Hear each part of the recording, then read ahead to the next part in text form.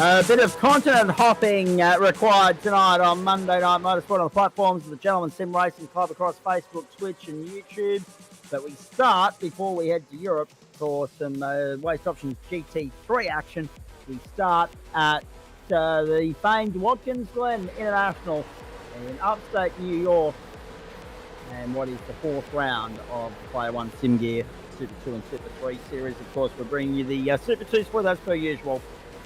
And for those of you that have been away and have come back to the GSRC, no, you're not seeing things, ladies and gentlemen. This is a new look Monday Night Motorsport. We're still somewhat getting used to it, but the racing's been red hot thus far in a new era where GT4 has taken up a prime time slot later in the week. We had to fill the gap with something, and we've gone back to something from our own pond, our own backyard, something that we know and love. There it is, upstate New York, Watkins Glen International. This will be an absolute beauty tonight. Liam Banks alongside me, so too Adam Lavis. And we're at 3:23 in the afternoon, in the middle of the daylight saving window over there in upstate New York. 39 degrees the ambient temperature, the track temperature, and 18 on track as we get set for round 4 of the season. A 25-minute sprint race ahead of us here on the short shoot layout, the NASCAR Cup layout of the Watkins Glen Raceway. We get to the boot a little bit later on in the season, some of the other racing that we'll bring you, but right now it's short, it's sharp, it's fast, and it's fraught with danger. Liam Banks, good evening to you. This is going to be an absolute beauty as per usual. The last 2 weeks have delivered beyond our wildest imagination in the Super 2 series, and it'll be interesting to see what they dish up tonight, provided they can get through the first couple of laps cleanly.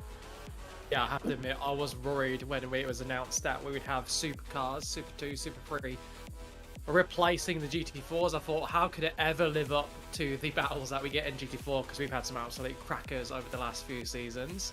Great to see GT4s getting the recognition they deserve, leading that Wednesday night broadcast alongside the new Radicals series, the Downforce Legends. However, the supercars have been a very, very pleasant surprise.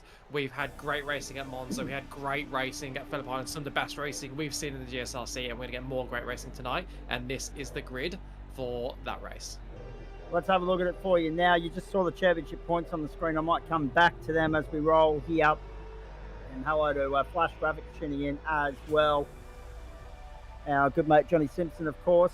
Greg Favell and Andrew Dutch share the front row. Mark Horton and Michael Hammond the second row. John Merritt, Jaden Green rather the third. Kevin Coleman and Tim Harris the fourth. Craig Roffey and Will Buchan, or Buchanan rather I should say, in row number 5. Jacob Hughes and Stephen Varga from 6. Matty Scholes, Ryan Peggle from 7. Josh Robertson, Stephen Lawrence from 8. Dave Oliver, Chris Stark from 9. Dale Sharp and Dane Snadden from 10.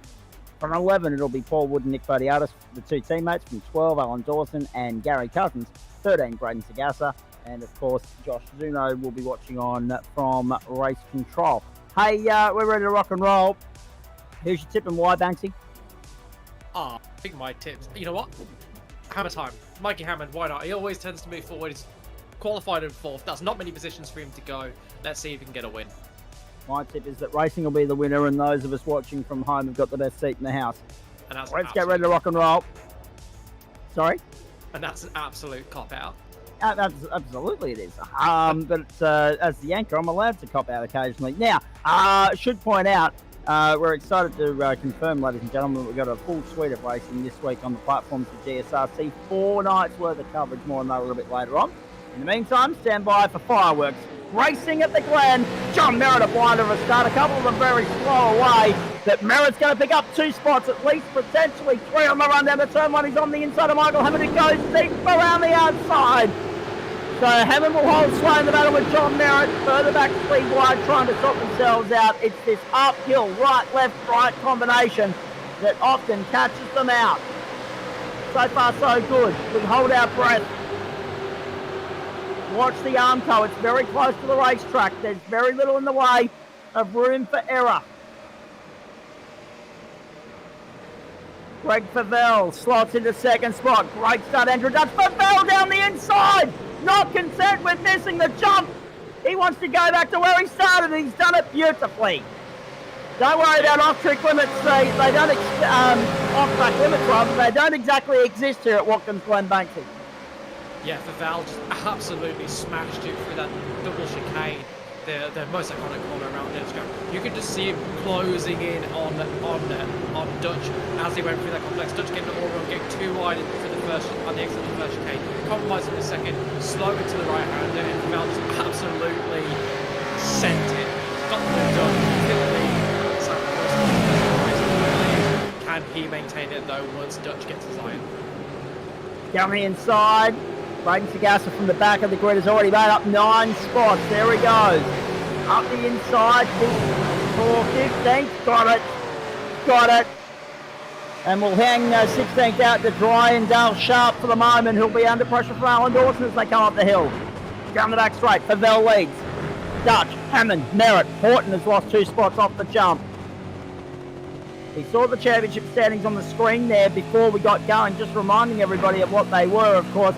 Greg Favell, 170, Michael Hammond, 130, 116 for Andrew Dutch, 110 for Jason Spriggs, the first of the fourth, Timmy Harris on 91 points in 5th place. Down to the left-hander.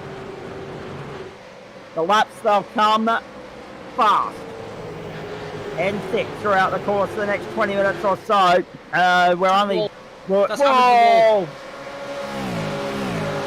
Having getting it all on the last corner, drifting right into the wall, not losing a position.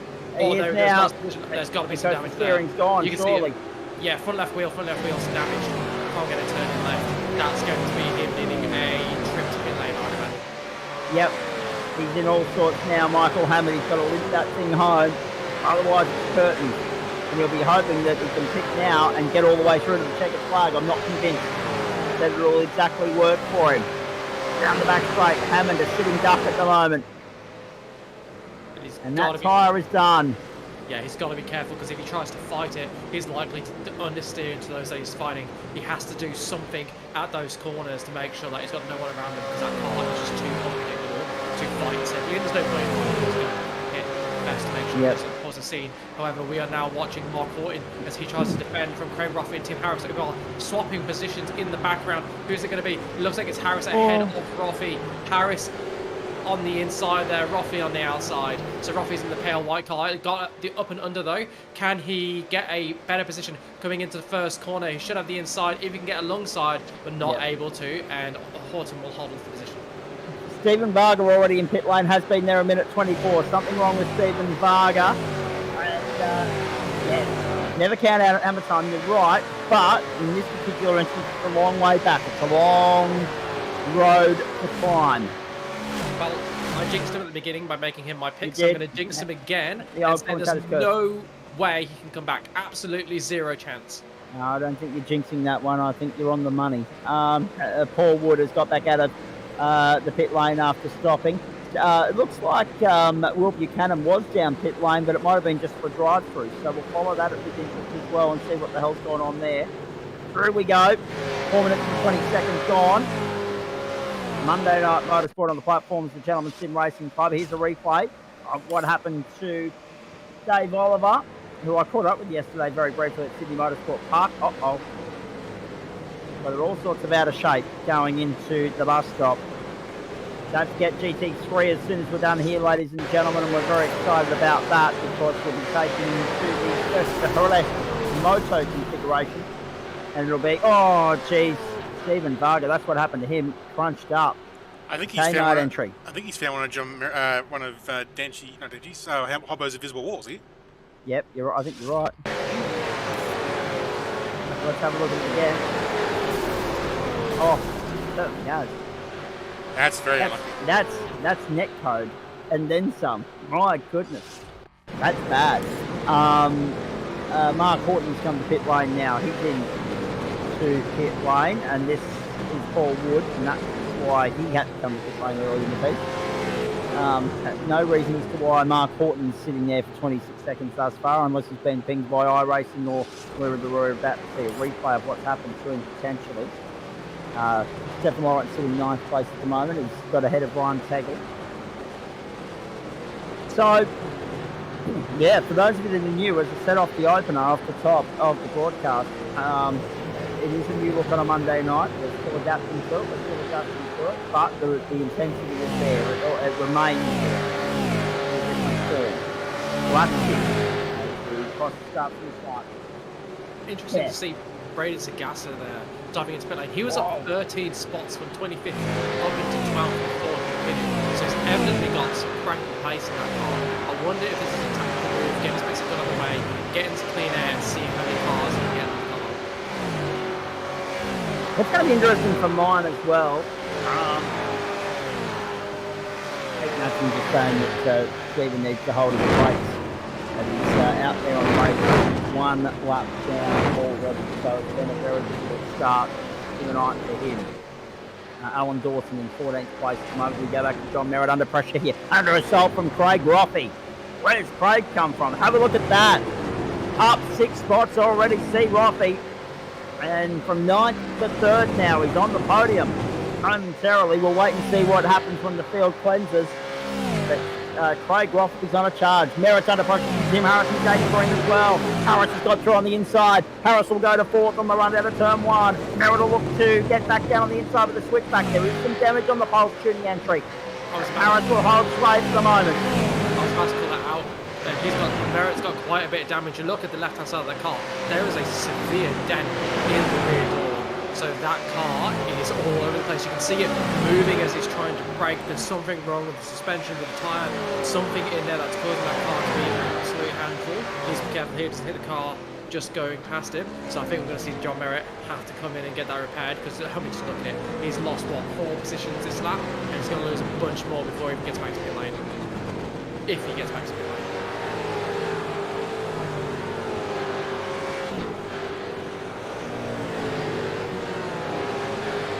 See that quite a big difference in lines between a lot of the cars there. Some cars really taking it out wide, and Greg Val noticeable for that. He carries so much speed for that long right hand, and he's all over that tarmac on the outside, and this being a NASCAR circuit, they do not care about track limits, as you can tell. Whereas in those first couple laps we saw Dutch taking a much narrower line through there, and I wonder if that line is where Dutch is losing much time, and much of the drivers are missing a trick by matching the line that Val carries, which takes it way out wide, carrying much more speed through that complex, and just about every line and being able to, he's got a 3.5 second lead on the second place of the Dutch. Roffey is in 3rd, between 7 seconds behind the Dutch, but he is under severe pressure from Tim Harris. Those two sort of battling in there, and basically they have stuck to each other ever since then. On screen right now is Chris Stott, on Simsports. He's just approaching this really technical section of track. So you see that curb there, the drivers are getting as close to the wall on the inside as they can, because you can hit that curb and it doesn't upset the car too much, but you just, if you get it wrong, it will send you flying. We saw that with, was it Dave Oliver, going straight on, and once he's hit that curb, because he just hit it wrong, if you hit it right now, it opens up the next section, you can carry a much narrower line, much more speed, and that's what all the fastest drivers are doing. So keep an eye out for different lines for that section, because that will be the big differentiator in lap time between most of these drivers tonight. Indeed.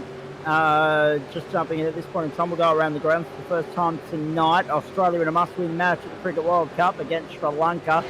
Sri Lanka won the Gold Coast Bathurst, currently none over. You can watch it on 9 Gem and later on tonight on the main channel around Australia on the Wide World of Sports. Let's continue to watch the 10th minute, the 9th lap of play in our coverage of Player 1 Single Super 2 racing from Watkins, Glen in upstate New York. We're off to Jerez afterwards for Waste Options GT3. We'll bring you the M Split first up, the Pro Split second up, sprint racing in full swing tonight. And can you believe already through the middle of October? It's quite extraordinary, to be honest with you. Yeah, it's hard to believe. I can't believe we're already up to the semi-final stage of the Rugby World Cup as well. If you haven't watched any of the quarterfinals, how good were the quarters?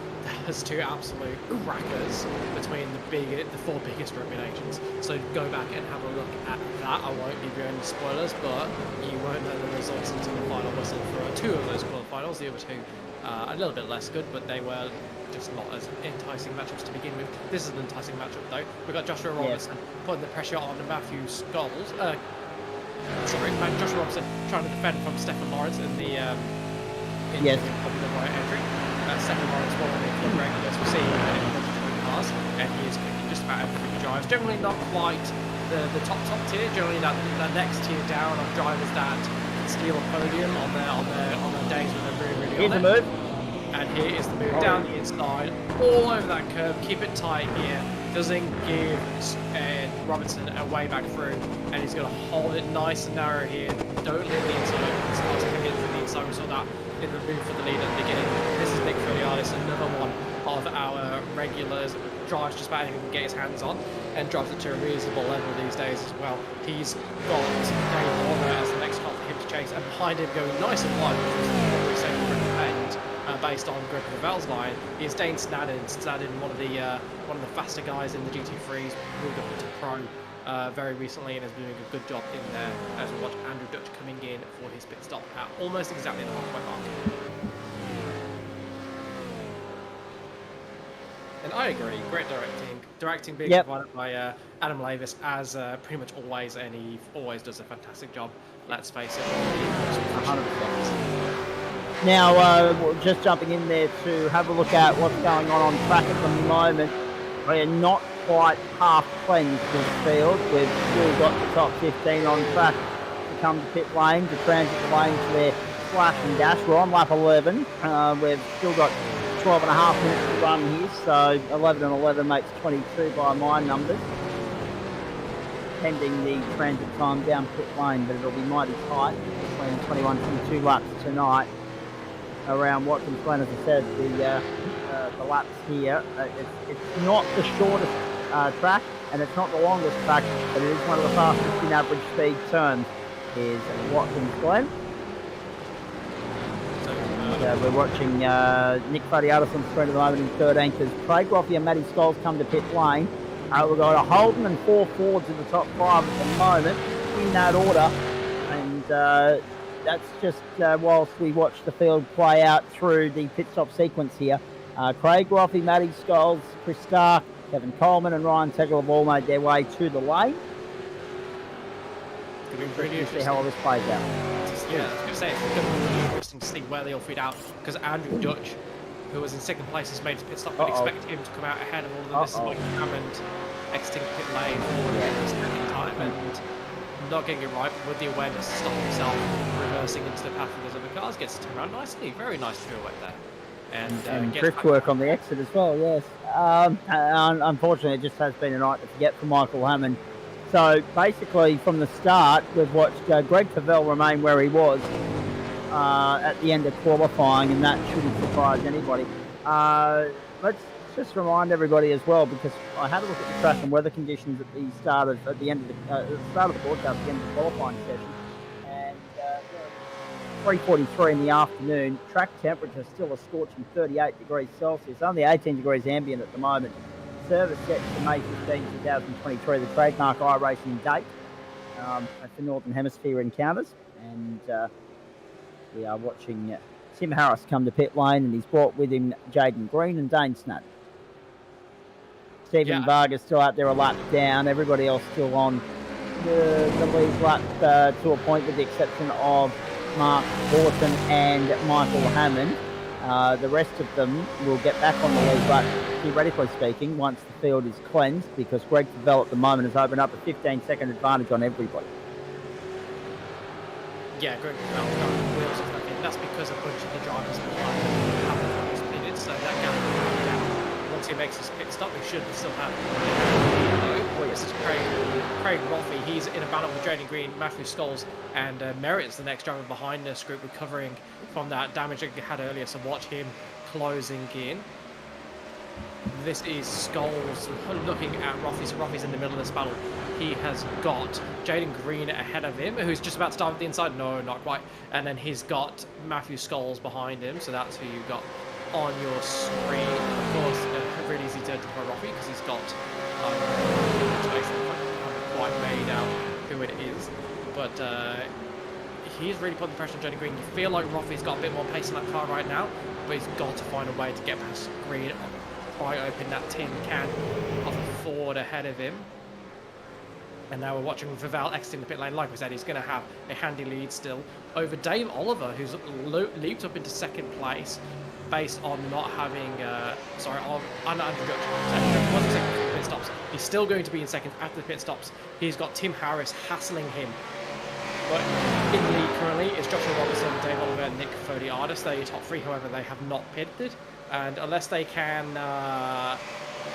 make their car save a few litres of fuel a lap, there's no way they're going to get to the end. So down. So your effective leaders are Val, Dutch, and Harris. Seconds over Jaden Green in fourth.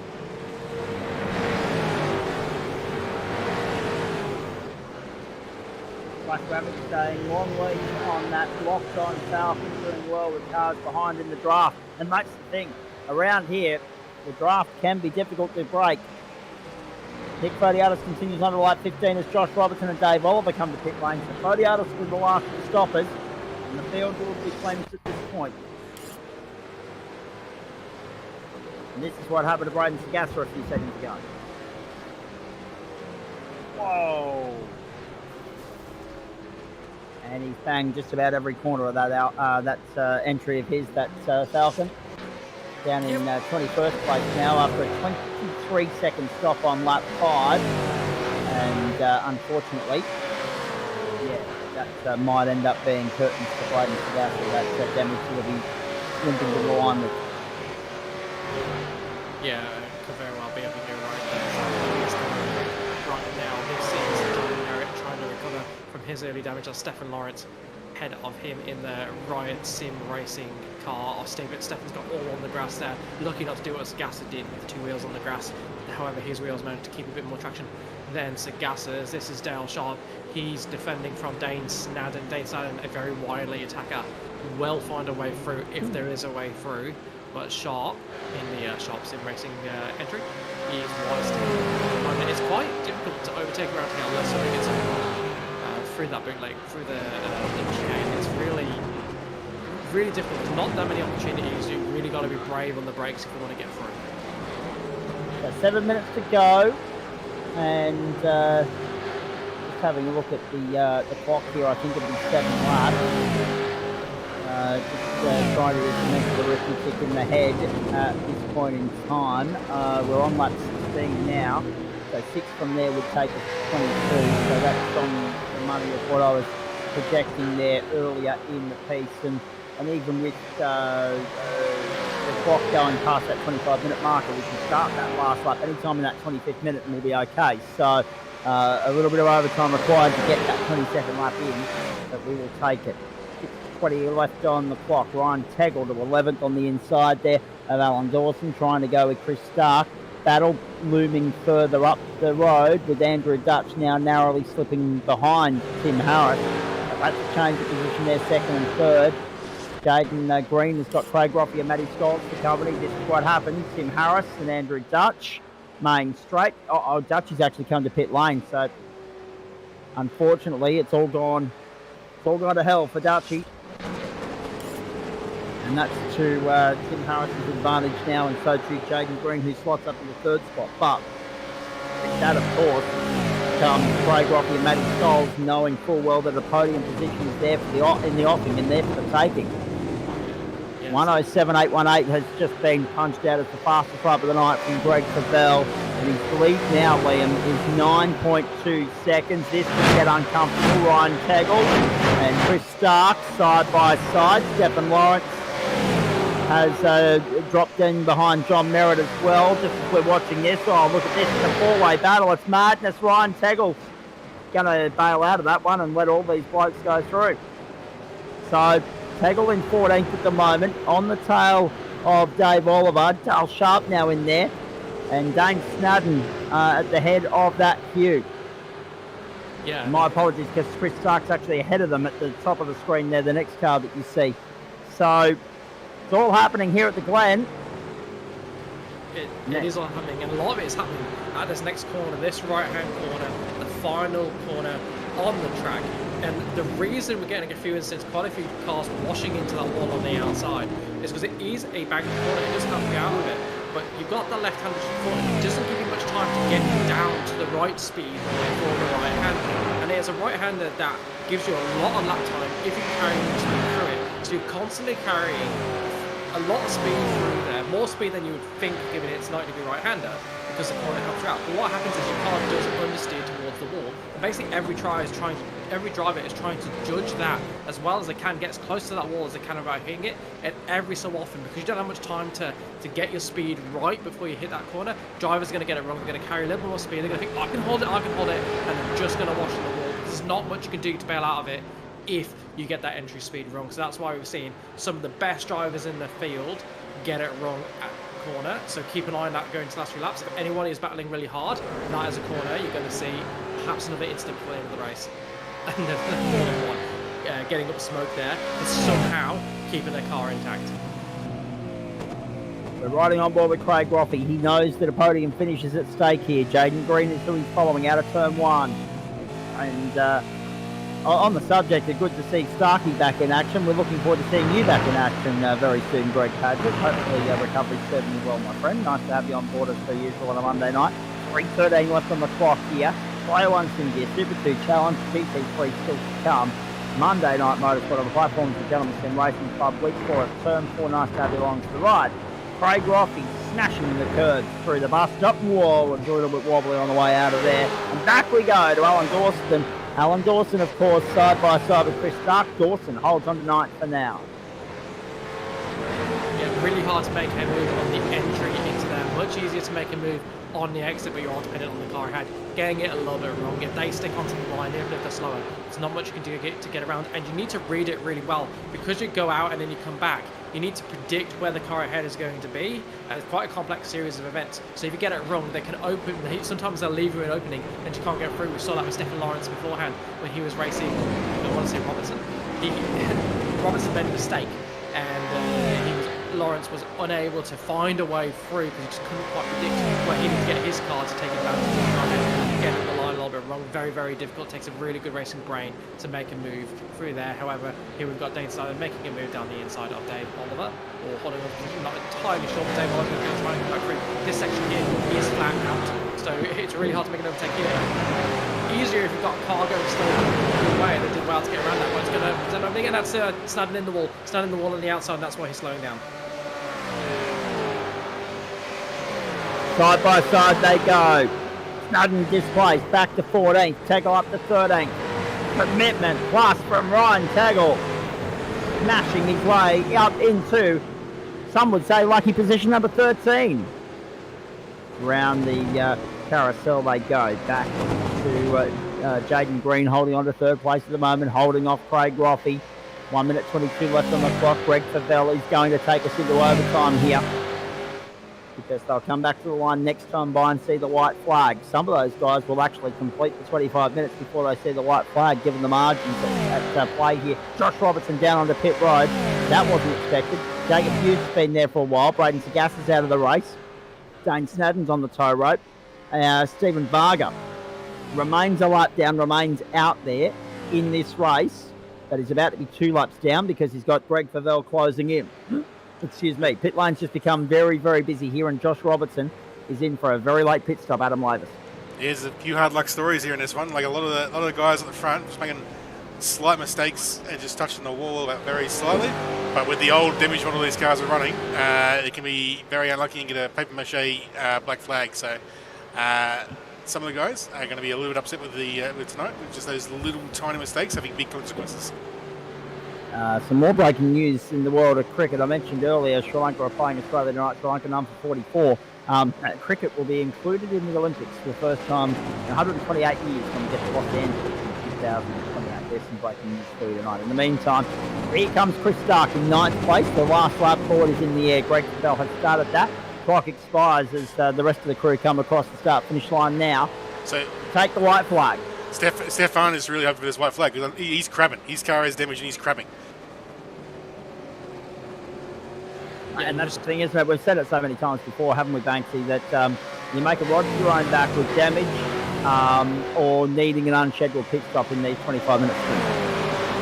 Yeah, you really do. The action's so frenetic, the whole 25 minutes. Despite it being a shorter race, you'd think there'd be less opportunity to crash. Because it's so frenetic, it's actually easier to crash in a race like this because you just never get a breather.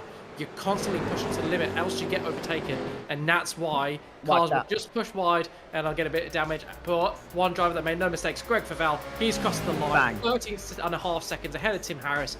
absolute domination. Matty Dench level of domination.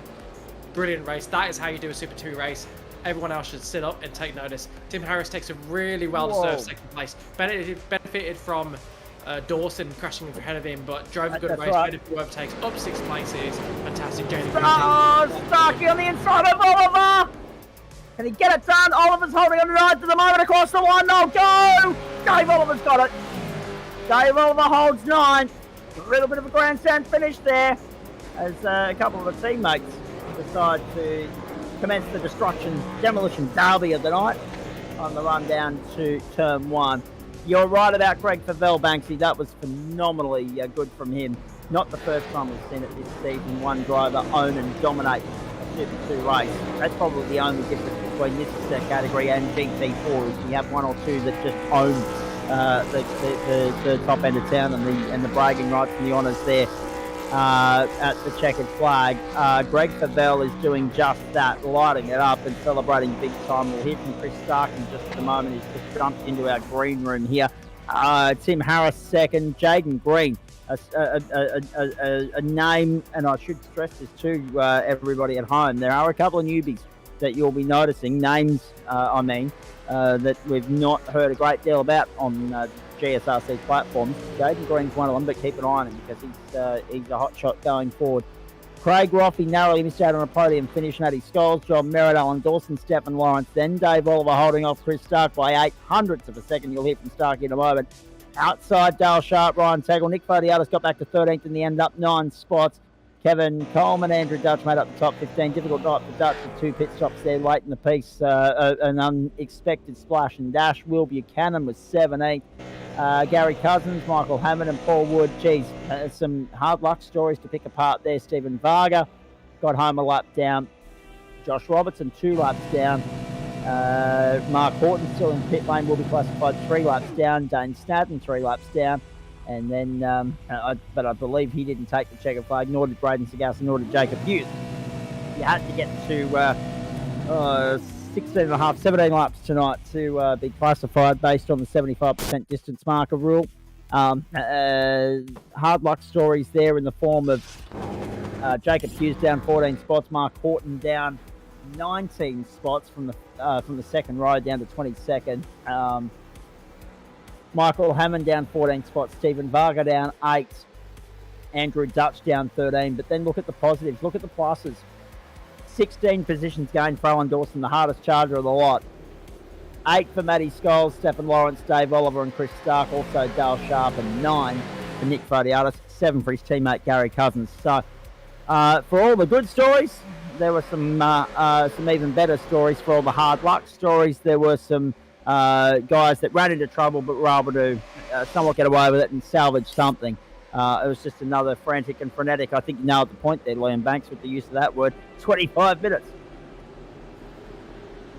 Yeah, absolute chaos. We're seeing some of the chaos being replayed here from the start of the race.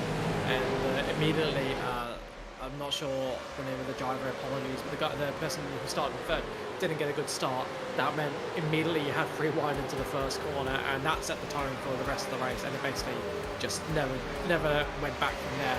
Every lap there were people going side by side through the double chicane, going side by side through the final corner is what we've come to expect from this category, and really glad to see it delivered once again on an absolutely iconic circuit. And we've got a bunch of the protagonists from the race joining us in the commentary box, and I'll let Zach lead you away with the interviews.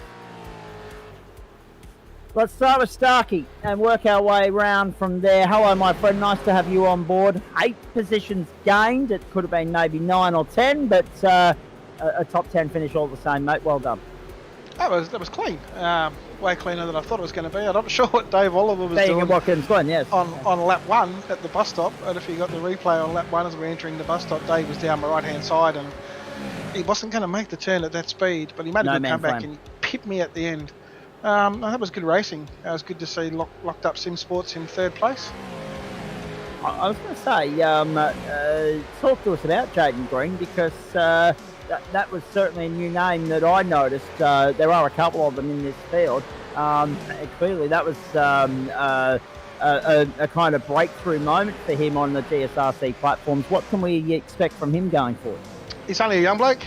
He's only 23, 24. He's actually my nephew. He's There we pretty go. quick. So, yeah, he's going well.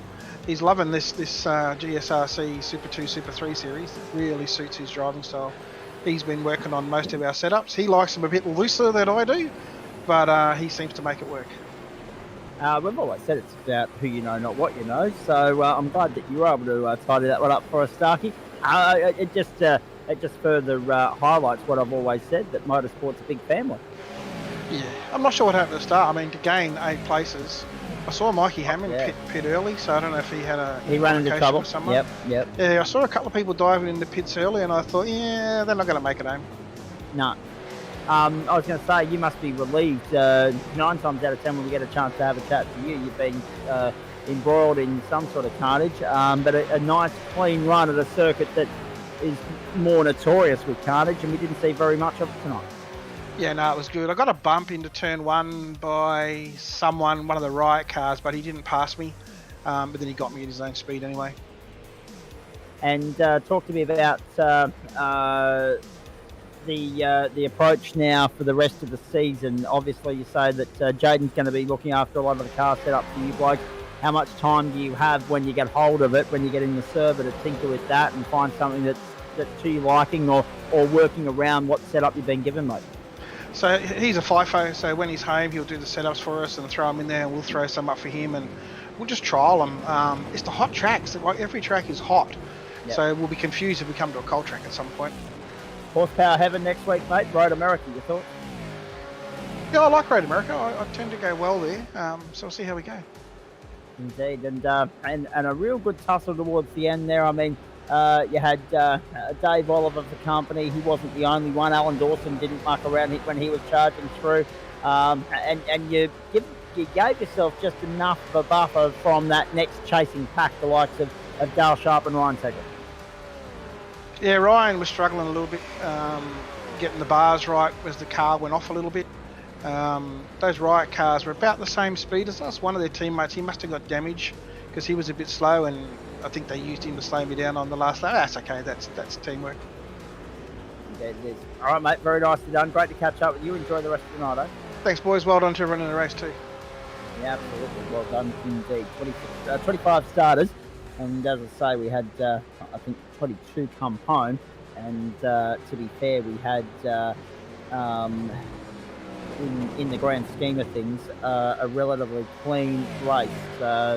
Anyone that seemed to run into trouble did it on their own accord rather than being a big multi-car pile on us. We're more familiar with when we come to Watkins, Glen. Let's jump down to Tim Harris, and we'll work our way back up from there. Timmy, well done, second place, but there was just no stopping Greg Favell. Good, thanks. Yeah, a couple more laps I reckon probably would have had him, but yeah. In saying all that though, you're the first place to the forwards, and that means something. That's something to be very proud of. Not as many forwards in the server as Holden, just by a rough calculation here as we go. But when you got someone like Greg Favell standard setting the benchmark, it gives everybody something to somewhat strive towards. Yeah, look, I mean, I probably spent too much time working on my livery, and not enough time working on setup. But hey, first forward, as you said, so I'll take that, I think. It looks like one big giant scoop of vanilla ice cream, mate. It's absolutely terrific. In saying all of that, Watkins, Glen, we held our breath on the first lap because we know that uphill right, left, right is where trouble normally brews on lap 1, but we got through that cleanly.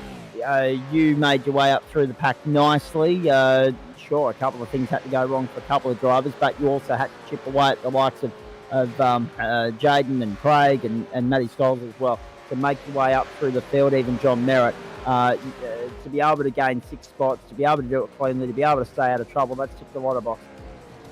Yeah, the way he had to drive it was kind of on the throttle, close to walls at a point, so I think that's where I made my 6 spots. Was I guess I rolled out of the throttle just enough, which I thought it would have been a lot different with this car and this track, but I don't know, everyone set the car up very differently. I think I was testing a couple of low wing setups, and I ended up with the high wing setup that was looser. So, yeah, I guess it's just a bit of luck of the draw and how much under the pump you were to squeeze on the throttle, and I guess that's where I was lucky. I just held back a little bit, and there was one, and there was two, and that's how you make it, isn't it? So, Yep.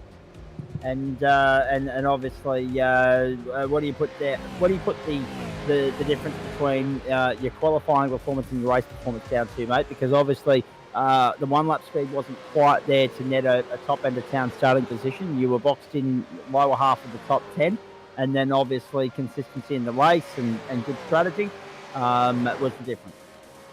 Well, I had a 12-hour day of work, and it was 34 degrees in Brisbane, so that knocked all my qualifying speed off me and took any sense of sort of inspiration I had off during the race, which just let me cruise and perhaps look after my tyres a bit more, which I think ultimately was the winning strategy. So go Brisbane, go 34 degrees. Yeah. And given a 12-hour working day and what Brisbane traffic's like, and given the time difference, it's just a miracle you made it in the first place. But we'll leave that be for another week.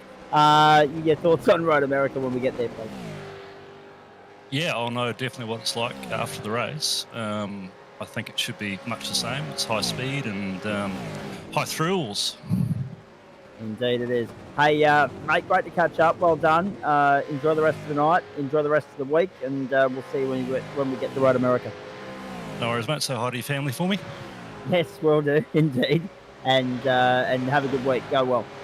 Thanks, mate. See you. Tim Harris doing a great job as per usual. Ryan Tegel, let's go to you. 12th. One position above lucky number 13, but you were there for a little while. I think there was some late race drama it might have been Andrew Dutch that helped elevate you up. But every time we saw you, you had cars to the left, cars to the right, cars to the front, cars to the rear. You had a very hectic 25 minutes at the office by the looks of that. Yeah, I was just having a look at how much sweat I had pouring off my face and legs and arms, because the last three races I've either caused an incident or I've been in a major incident. So my one goal, again, like usual, is just to not be in one. That was the only time I really ran off, by the way. Yep. Cost you 3 spots though, but that's okay. Yeah, it did cost me 3 spots, and then I spent the rest of the race trying to fight to get those back. I only got 1 or 2 of them back, but yeah, it was all in all, it's a really, really tight and tough race. So I'm glad I put Jaden and Starkey as teammates for the locked up Team 1, and then I'm all by myself on Team 2. Well, that's right. Yeah, exactly. So you say there's Team 1 and Team 2. So is there any cross-team communication there, or is it every man for himself, or every team for himself in this instance? Well, we communicate, but yeah, certainly at one point, Chris and I, we were almost having to squabble about who was going to lead in front of the other. And then I realised I was getting my bars all wrong and slipping out, so I gave him the spot without fighting him too hard and trying to catch up to those riot cars. Now, just talk us through the relief, as you say, because, as you said, kind of being involved in incidents or causing them the last 2 weeks. Now that we're in week 4, there's kind of no margin for error going forward, given the rough start of the season you've had. So, 1 down, 6 to go. Yeah, that's right. Like I'm at the moment, I'm trying to battle just to be in the top half of the top split. To be honest, I'm just pretty excited that I'm in the top split. So if I can fight to stay in the top half of this split, I think that's my main goal. And if I can, the best way to do that really is just not to get into any incidents. So if I can just keep a clean race, get an overtake or 2, and just be happy with that, I'm pretty happy. It's not Formula V, though. No, Formula V, I had a chance at the top shots because there's all the drafting going on. But these cars are so loose and so squirrely. You've got to really have your tuning in right. So like Starkey was saying, I'm glad we got a semi-pro Jaden doing those setups for us. And that's the thing. It's nice to have some experience in the form of these young blokes that are full of bluster, full of energy, full of excitement. That have that he's only 4 years inside as well. Well, yeah, exactly. But in saying that, youth is everything, isn't it? 100%. I've got no idea what I'm doing. And I was only talking to the boys earlier about being the alleged tech whiz of the family. Sometimes it can be a burden. Don't worry about that. Now, just before I finish with you, Ryan, I want to let everybody know that Australia in a must-win situation in the Cricket World Cup tonight. They're playing Sri Lanka. Sri Lanka batting first, none for 68 in the 13th over. I was going to say, does that take a little bit of pressure off you, having someone there that's willing to put their hand up and work on those setups, mate? 100%. Yeah, I sweat during the week, and then Jaden goes, "All right, boys, I've got a setup for us," and then I breathe a big sigh as I completely ditch any attempt I've made at making a setup, and then I just go with his. So, what you're saying is, you sit there, you procrastinate, you try and come up with something, and then give up on it. Yeah, you're giving away my secrets, but yeah, that's right. So I guess the question is, why bother in the first place? Oh, I'm trying to learn how these cars work. At least that's the excuse I'll give him. Well, I was going to say maybe you're bored, maybe you need something to do. I don't know, but we're just saying in the chat. I'm I'm more the livery guy. I like doing the paint job. So if anyone wants a little sneaky paint job, just hit me up, and I'm happy to make one for you. To be fair, that livery of yours tonight striking very nicely done. Australian traditional green and gold with a little bit of Kiwi black and white in there as well, mate. I like it. Yep, a little bit of everything, and you've got a little Movember moustache at the front for the Movember coming up. And I know, just without naming names, I know a couple of guys that have been struggling with some stuff, so just want to make sure that everyone's aware that you can always reach out here at GSRC. Absolutely, we've been big on that ever since COVID started back in 2020 when the club was formed, actually, because that was one of those years where everybody's mental health took a dive. There's no doubt about that, and we've and that's the great thing. Well done to you for reminding us yet again that it's important to continue having that conversation, even though we're all somewhat getting out of COVID. Life's got back to normal. There's other pressures that are weighing us down at the moment. So we've been big on that. I mean, it's one thing to say it, and then it's another thing to follow through with it. And then there are some people that will sit there and contemplate, do you want to be that burden? Do you want to have a chat to someone? There's always someone who's willing to have a chat. Don't worry about that. Yeah, exactly. And just to put it this way, like I've got first-hand experience. I know that's there's at least one person in this club that's reached out, and I've had a chat with them, and even just a simple conversation, it just means a lot. Absolutely. And I'm willing to vouch for that more than anybody, because I've had a couple of chats with a couple of people the last couple of weeks that needed to be had. So it's a good message, and it's a good timely reminder. It's never a bad time to remind everybody. Hey, quickly before I let you go, mate, we are a little bit short for time here. We've got Dave Oliver and Nick Fodiatis standing by, and we've got GT3 from Jerez in just a few moments. But what are your thoughts on Road America next week? It's going to be fast, going to be furious, it's going to be very similar, I think. So just look out for the big incidents. Exactly. We were waiting for one of them tonight, Ron, and it never happened. Well, don't hold your breath. It'll come. No, I know. All right, mate. Go well. Thanks for having a chat with us as always, mate. Thanks, fellas. Thanks. One of the greats, one of the great characters of our club. There's no doubt about that in Ryan Tegel. Let's jump over Dave Oliver and Liam Banks. Let's go to Nick Fodiatis, because he's been sitting here waiting patiently. And I'll get to Dave in just a moment, because I actually want to get a little bit of an update on everything that happened in the wholesale world yesterday, because I was too busy watching Hyundais. But Nick, to you, good evening. You were again the last to pit. Instead of the first to pit last, you were the last to pit first. But that worked out very nicely. Up 9 spots on where you started, from 22nd up into 13th, mate. Another box tick. Yeah, thanks, Zach. The Bailey Ladders cars were fast tonight. Well, some of the team was fast. I was just conservative tonight. So there was a lot of spins and smoke everywhere coming up through the S's, crashes in the bus stop, and I think a couple of people off towards the back end of the lap. So just because of where I was starting towards the back end, being 1.3 off the pole, and because it's such a short lap, it's very competitive in this top split. I was just taking it easy and just let the dominoes fall and see where I end up. Indeed. And in saying all that, though, we look at the results for your teammates. Paul Wood struck trouble early in the piece, recovered to finish 19th. Gary Cousins, I didn't see if Gary ran into any sort of trouble. We know what happened to Michael Hammond. So when you look at it that way, you were the best of the bunch tonight.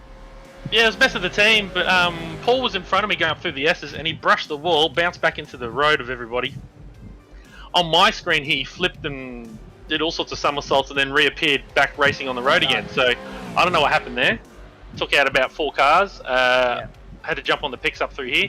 And then, I heard Mikey ran wide in the final turn and brushed the wall, and that was the end of his race, and he had to claw his way back. And Gary and I were pretty much line astern for most of the race, just some people making their way back, got in between, and I think we're only a handful of seconds away from each other. So, I'm always going to run the tank out, see how far I can go. I guess it might put me in good stead for these longer races, but I also am always conserving fuel. So, especially around here, done that many NASCAR races around here, you've called most of them. That's right. Yes, correct. Yeah. It's very easy to save fuel around here and still keep your speed up. So, once I was doing that, I got in a good rhythm. Yeah, I didn't have ultimate pace. I was doing 9s all day, and I think Greg was doing 7s. But by the way, excuse my fan. I've got the fan turned right up. That's okay, mate. All good. 34 degrees, like Timothy said, it is a good 34, 35 degrees in Brizzy today. Yeah. And just got a good rhythm going, and you can see my pit stop now. Never got to lead a lap, unfortunately. Greg got past just before I got to the line. There would have been a little point there ready for you. But hey, in saying all of that, how are you enjoying the Legacy Supercar, mate? Because I talked to someone like Chris Whitaker, and he says you'll never see me jumping behind the wheel of that POS, talking about the 4-day year. We know this is the case. And in saying all that, though, it's nice to throw it back to the yesteryear days of supercar racing in this country. What are your thoughts on this car, and how are you enjoying working with it again in a slot that we used to see you working in a car that you're far more comfortable with in the Porsche? Well, yeah, I've as you know, I'm an open wheeler person, so obviously my bread and butter is open wheels and wings and slicks, but I actually prefer this generation of supercar to the other ones that we have within the system of iRacing. In saying that, really, really good to put your brain on. No ABS, no traction control, no stability control. You got to brake it in a straight line. You got to brake it hard. You got to be good on the throttle, and that's something I noticed when I went to a shorter diff ratio. Yeah, you're faster overall, but you have to be really nice on the throttle. With the taller diff ratio, you can be a bit harsher on the pedals. So it really switches the brain on, and actually is as much as some of the supercar drivers say it's not realistic, I still think it's still a good learning platform, especially for throttle control, brake control, that kind of thing. Indeed. Now, you have been critical of the excessive use of Road America in the past, but it is our next stop, my friend. What are your thoughts? Look, like I always say about Road America, you got your drag strips there and just a couple of squiggles in between. So I don't think it'll flow as best. That's not terribly different to what we had here tonight either. I don't think it'll flow as good as this though.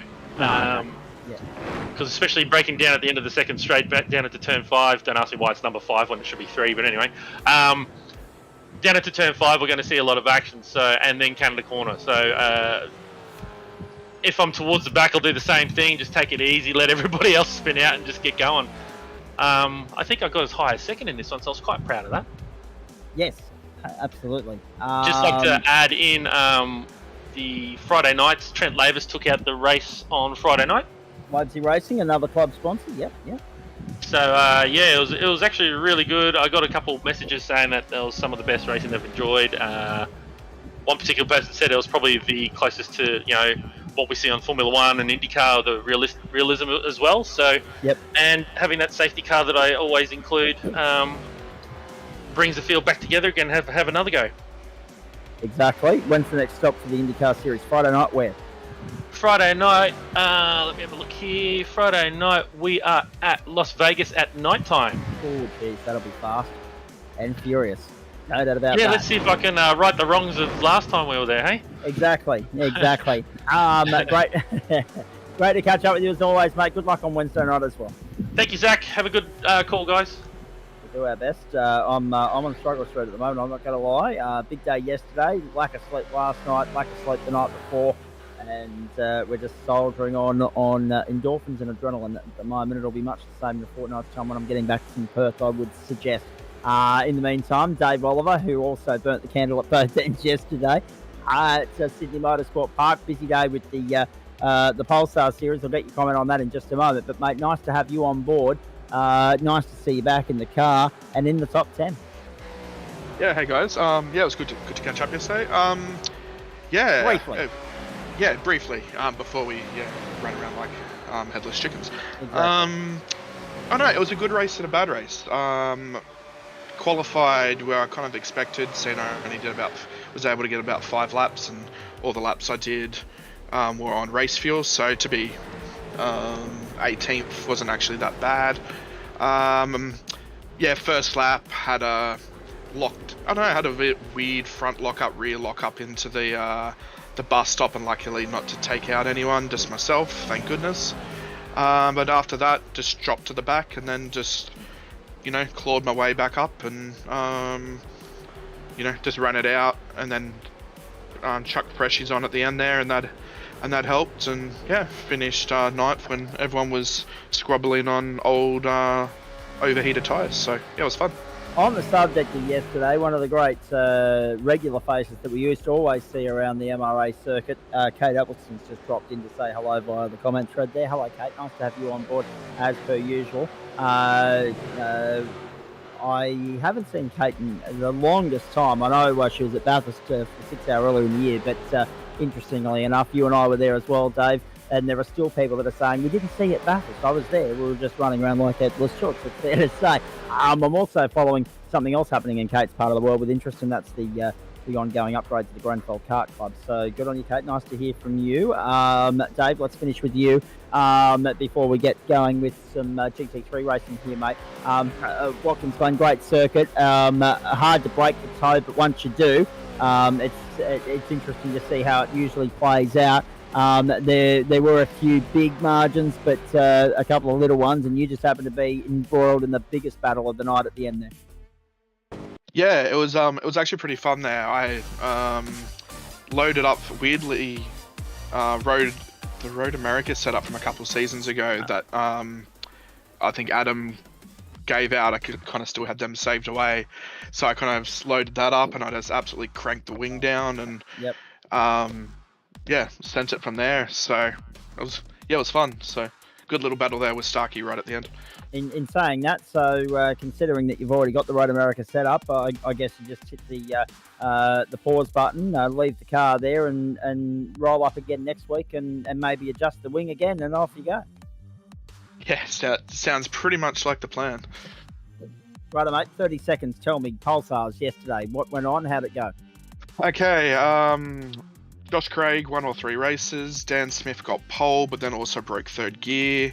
Yes. So they did a quick 1 hour swap. Then had another smaller issue in race 1, dropped to the back again.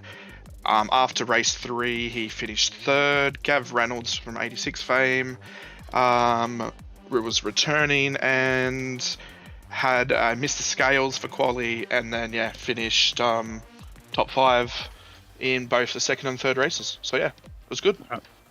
I was going to say, Josh Craig, wash, rinse, repeat. He's been in fine form this season in APRA circles, and another round coming up at Marulan. Yep, 1 round to go to replace the one that the overseas TCR that's right. kindly nicked off us. Yeah, nicked, borrowed, whatchamacallit. So be interesting to see how it goes there. So I've only been there for track days and drift days, so be interesting to see how 20-30 cars go around that little track. Oh yeah, don't envy you. That's all I'm going to say. Go well, mate. Good to catch up as per usual. And what's next for you, please? Sim not racing too sure. Wise, I mean. Sim racing, probably. I'm not too sure, truthfully. I'll see what I'm available for, and I'll try jump on and have some fun. So. Excellent, good stuff, mate. Thanks for that. Appreciate it. Have a great night. No worries. Thanks again, guys. And on that note, we welcome Liam Banks back from his usual Monday night intermission as we get ready for GT3. Thanks to Waste Options on the platforms of the GSRC across Facebook, Twitch, and YouTube, reminding you that we do this each Monday, Tuesday, Wednesday, and Thursday night this week, and Monday, Wednesday, Thursday night of every other week, with thanks to the great people at the likes of Waste Options and Orbic Australia, and also Login Systems, Player One, SimGear, Lobsy Racing, M-Wave Australia, I should say, and also Flash Graphics. Pictures will be coming in any tick of the clock from the Jerez circuit in Spain for you. where we will bring you race 1 of round 4 of GT3M first up, and then bring you race 2 of round 4 of GT3 Pro. And as far as the Pro Split's concerned, again, Denchi's making a statement saying, catch me if you can.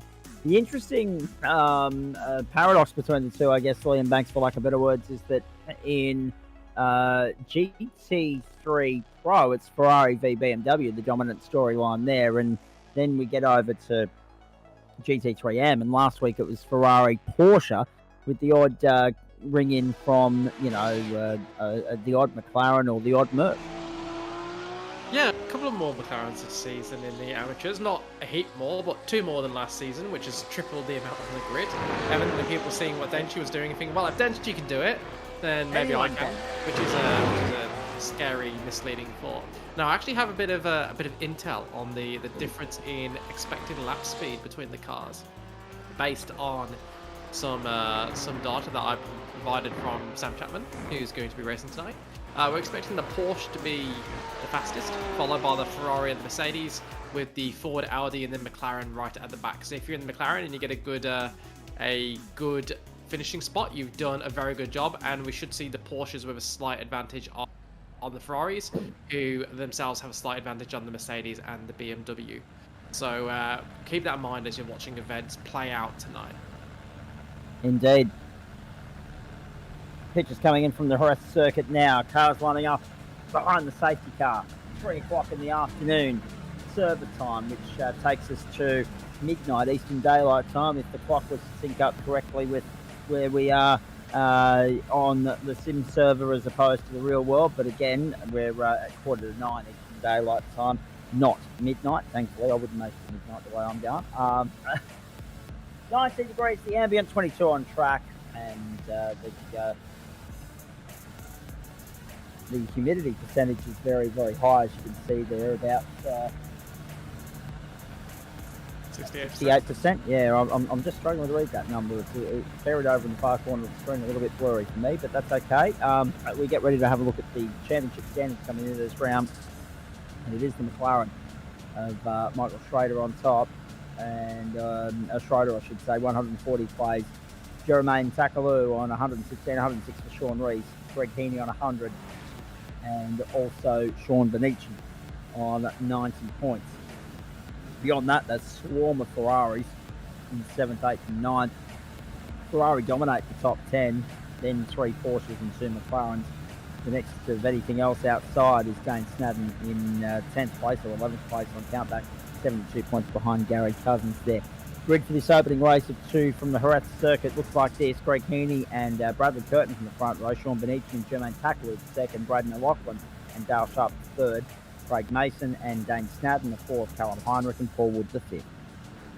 6th row, Brett Bradbury, William Yarwood. 7th row, Gary Cousins and Joe Baldwin. 8th row, James Frencone and Aidan Schultz. 9th row, Neil Gladwin and Warren Ibett. Row 10, Michael Schroeder and Sam Clappin. Then we go back to Richie Koch and Adam Johnson, Greg Spencer and Grant Gill, Phil Butler and Nigel Patton, Brian Lynn and Marty Mitchell. The field is enormous tonight, and Brett Campbell makes up the field in 29th place. Ready to fire, ready for start. Greg Heaney holds sway in the Ferrari. He'll lead the field to turn 1. As far as the top 10 breakdown is concerned, you've got 1, 2, 3 Porsches, 1, 2, 3 Ferraris. You've got a Bimmer, 2 Mercs, and a McLaren as well. And we are ready to fire, ready to rock and roll around one of the newer circuits on the server. It's a tricky circuit. It's not the easiest for overtaking opportunities. It is narrow. It's more synonymous with MotoGP than tin top racing, but we're going to give it our best shot tonight. Set to go from the Jerez circuit in Spain. Let's do it. Monday Night Motorsport, leg 2 of the triple header. Leg 2 being the entree to the main course of GT3 competition tonight. Race 1 or 2 in the sprint round. Let's do it. 13 laps ahead of us here, and Greg Heaney makes an electrifying start down the inside. And it looks as though Bradley Curtin's going to be displaced there by Sean Benici getting down the middle, following Heaney through. Benici took the inside running and went with it. And they hung Curtin out to dry. Uh-oh. William Yarwood. Oh, boy. That's unfortunate for my good mate. That is unfortunate. packed in well. In the BMW. Always difficult to avoid when somebody spins on the racing line on lap 1, but just about everybody getting through the scale. Qualified down to 19th. He's not at the start he would have wanted. He would have wanted to make positions early on, really see if we can get towards the front, or at least get into a position where the reverse grid pole is a likely scenario, but he's down in 21st, so he's got 11 spots if he wants to get, or wants any hope of getting decent points here tonight. That will be his one and only goal. So watch for him coming through the field. Watch for Frank Cohn. He's a better racer than he is qualifier. Often starts mid to lower pack, but makes his way towards the front by the end of the race. And watch out, of course, for Heaney and Medici, who started first and third, and Bradley Hearn finished second. They're going to be the fastest guys here. Whoa! There he goes now, Gladwin. Gone. Dropped to 26th. Yeah. And down the inside here, no Lachlan. Oh, he was under pressure there. Under significant pressure from Craig Mason, but was able to cover it up, but only just. Heaney leads, Benici, Curtin, Takalu, Ben Sharp, O'Loughlin, Mason, Snadden, Heinrich and Wood, the top 10 after lap 1.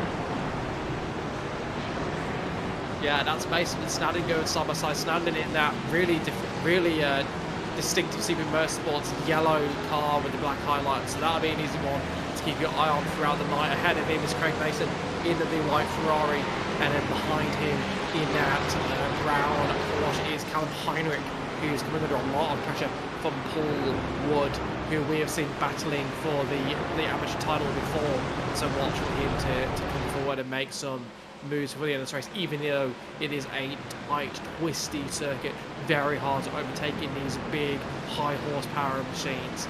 Going to be reliant upon the driver ahead making mistakes. So all you can do is sit behind them, don't get target locked, don't follow them when they make a mistake, make sure you're ready to pounce. And this is Brian Lynn, who's made a big mistake. Don't have to be on the button to pounce and take advantage of that. You can just drive straight past him. He is at the back of the field in 29th spot. 30 we're in the server one. Mark Costa has not made the start, and that's Brett Bradbury in the BMOS Racing entry, going off track, losing a couple of positions, most notably to this orange and blue Porsche. No, not quite manages to defend them off on the inside for the next corner. Should hold on to it, should Bradbury, and so. Through they come, back of the circuit, second lap, Grant Gill. Using all the real estate and a little bit of the AstroTurf getting kicked up there, and he's holding 18th. Michael Schroeder 17th, Warren Ibert behind him. 137.8 for Sean Benici, the fastest up the race thus far. It's a one-way break trade at the moment. Yellow and orange numbers lighting up our timing screen, first through 11th. Aiden Schultz 11th at the moment. Remembering that Schultz won race 1 last week in the AM split.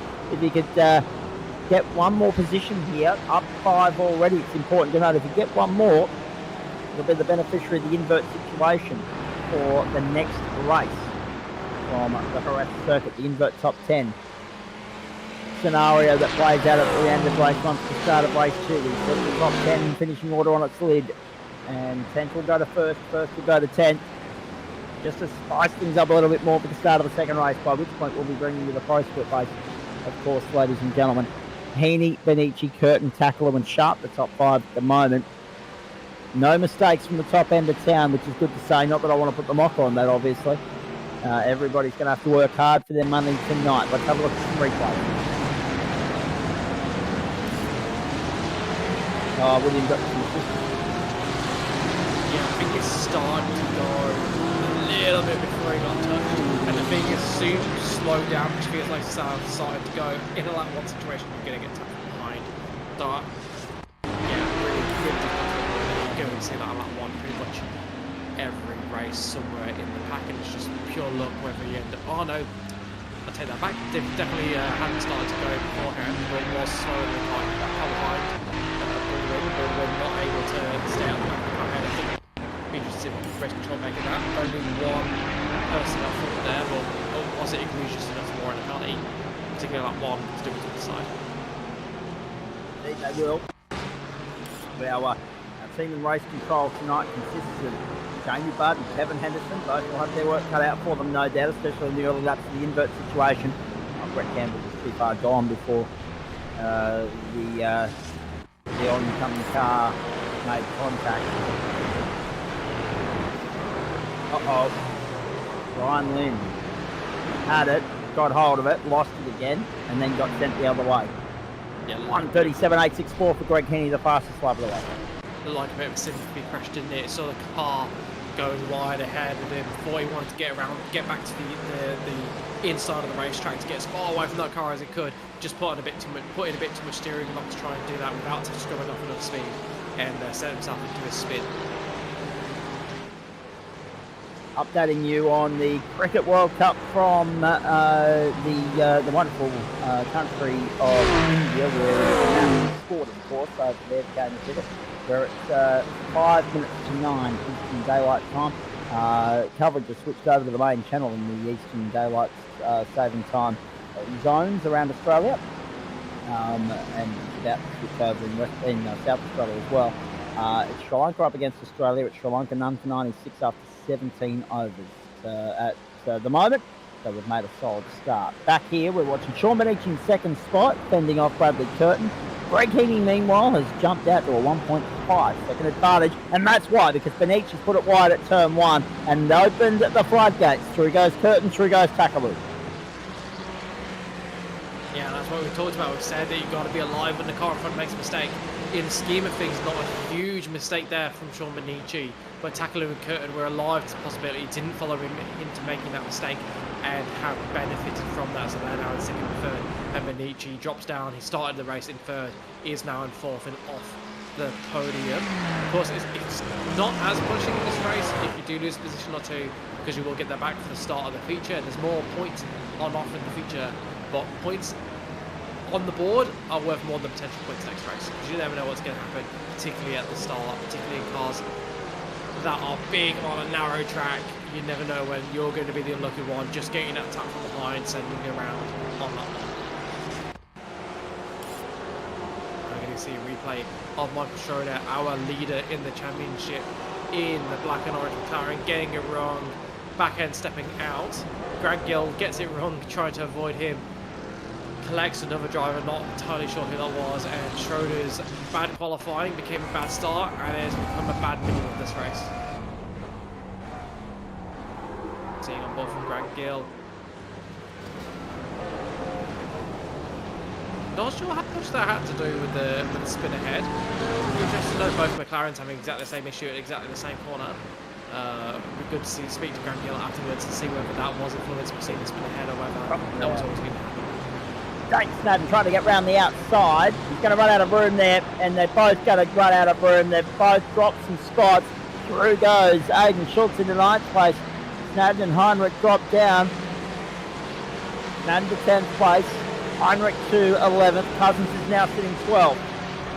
We're on lap 6 of 13. The opening race of the night, I should say, for race option GT3. We're bringing you the M-Split first up, the Pro Split second up. 3 for the price of 2 on a Monday night. The luxury we have with the ability to change the server settings and share the life around. Bump the start time of the feature race for GT3. The Pro Split, of course, back 5 minutes just so that we can bring you both a race from here and a race from there. Of course, when we have a single race night, we won't be able to do that. And we do go back to single race night the next couple of weeks, and we can talk about it in a minute. In the meantime, we're watching Craig Mason in 5th place at the moment. Yeah, Mason just got a brilliant move down the inside of Dale Sharp. Just absolutely textbook. Got alongside early into the braking zone, just stayed there and ensured the car on the outside couldn't turn in and got the move done. Next on his horizon is Sean Benici. And he's not far off the podium spots, and he's got the fastest lap of the race last time around, a 1:37.5, which is a good half-second quicker than most of the cars around him. So Craig Mason's got 6 laps remaining, and that is plenty of time for him to catch the car ahead and make a serious move to try and get onto this podium and make sure there's at least one podium in the back before the end of this round. Where are we going to next week? I was going to say I would have thought you'd have that information right in front of you, William, but that's okay. Let's continue on. It's a double at Road America. It is a double at Road America.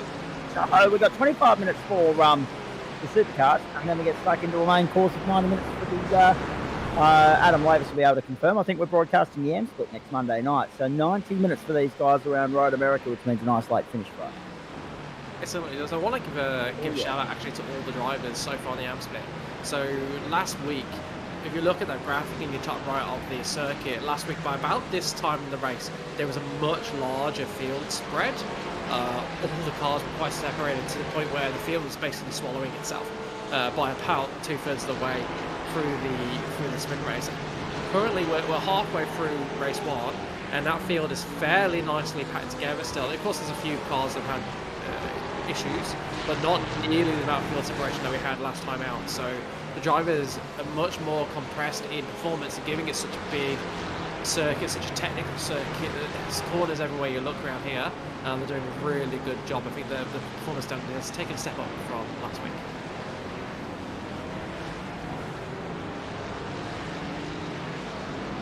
Closing stages of race number 1. So it's the second sprint round of the season, and it's so far so good for Greg Heaney at the top end of town. 4 different manufacturers in the top 4 though, Liam Banks, is something we haven't focused on entirely just yet, and 5 different manufacturers in the top 10. So great variety in GT3 at this point in time. But one of the interesting elements of this series is we know that different horses for different courses. Some weeks we'll see very top heavy dominated by, or top end of town very heavily dominated rather with 1 or 2 different manufacturers. Tonight, the nature of the Jerez circuit, all manufacturers are in the fight and mean business. Yeah, one of the beautiful things about the amateur series in particular is there is enough time on the board, regardless of what car you're in, for you to be competitive. These cars are not pushing the boundaries like the Pro Split does.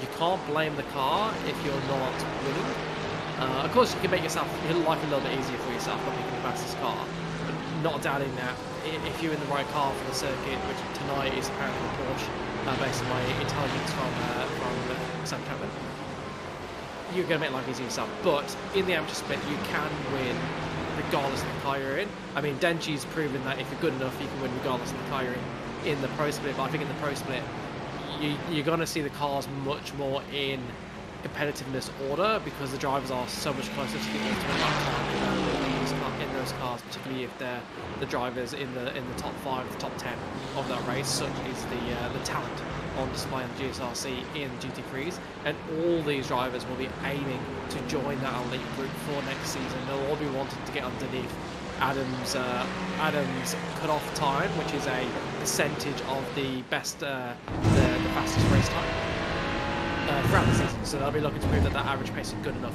to mix it with those big boys, so they can get in there, learn from the best, and make themselves in the best.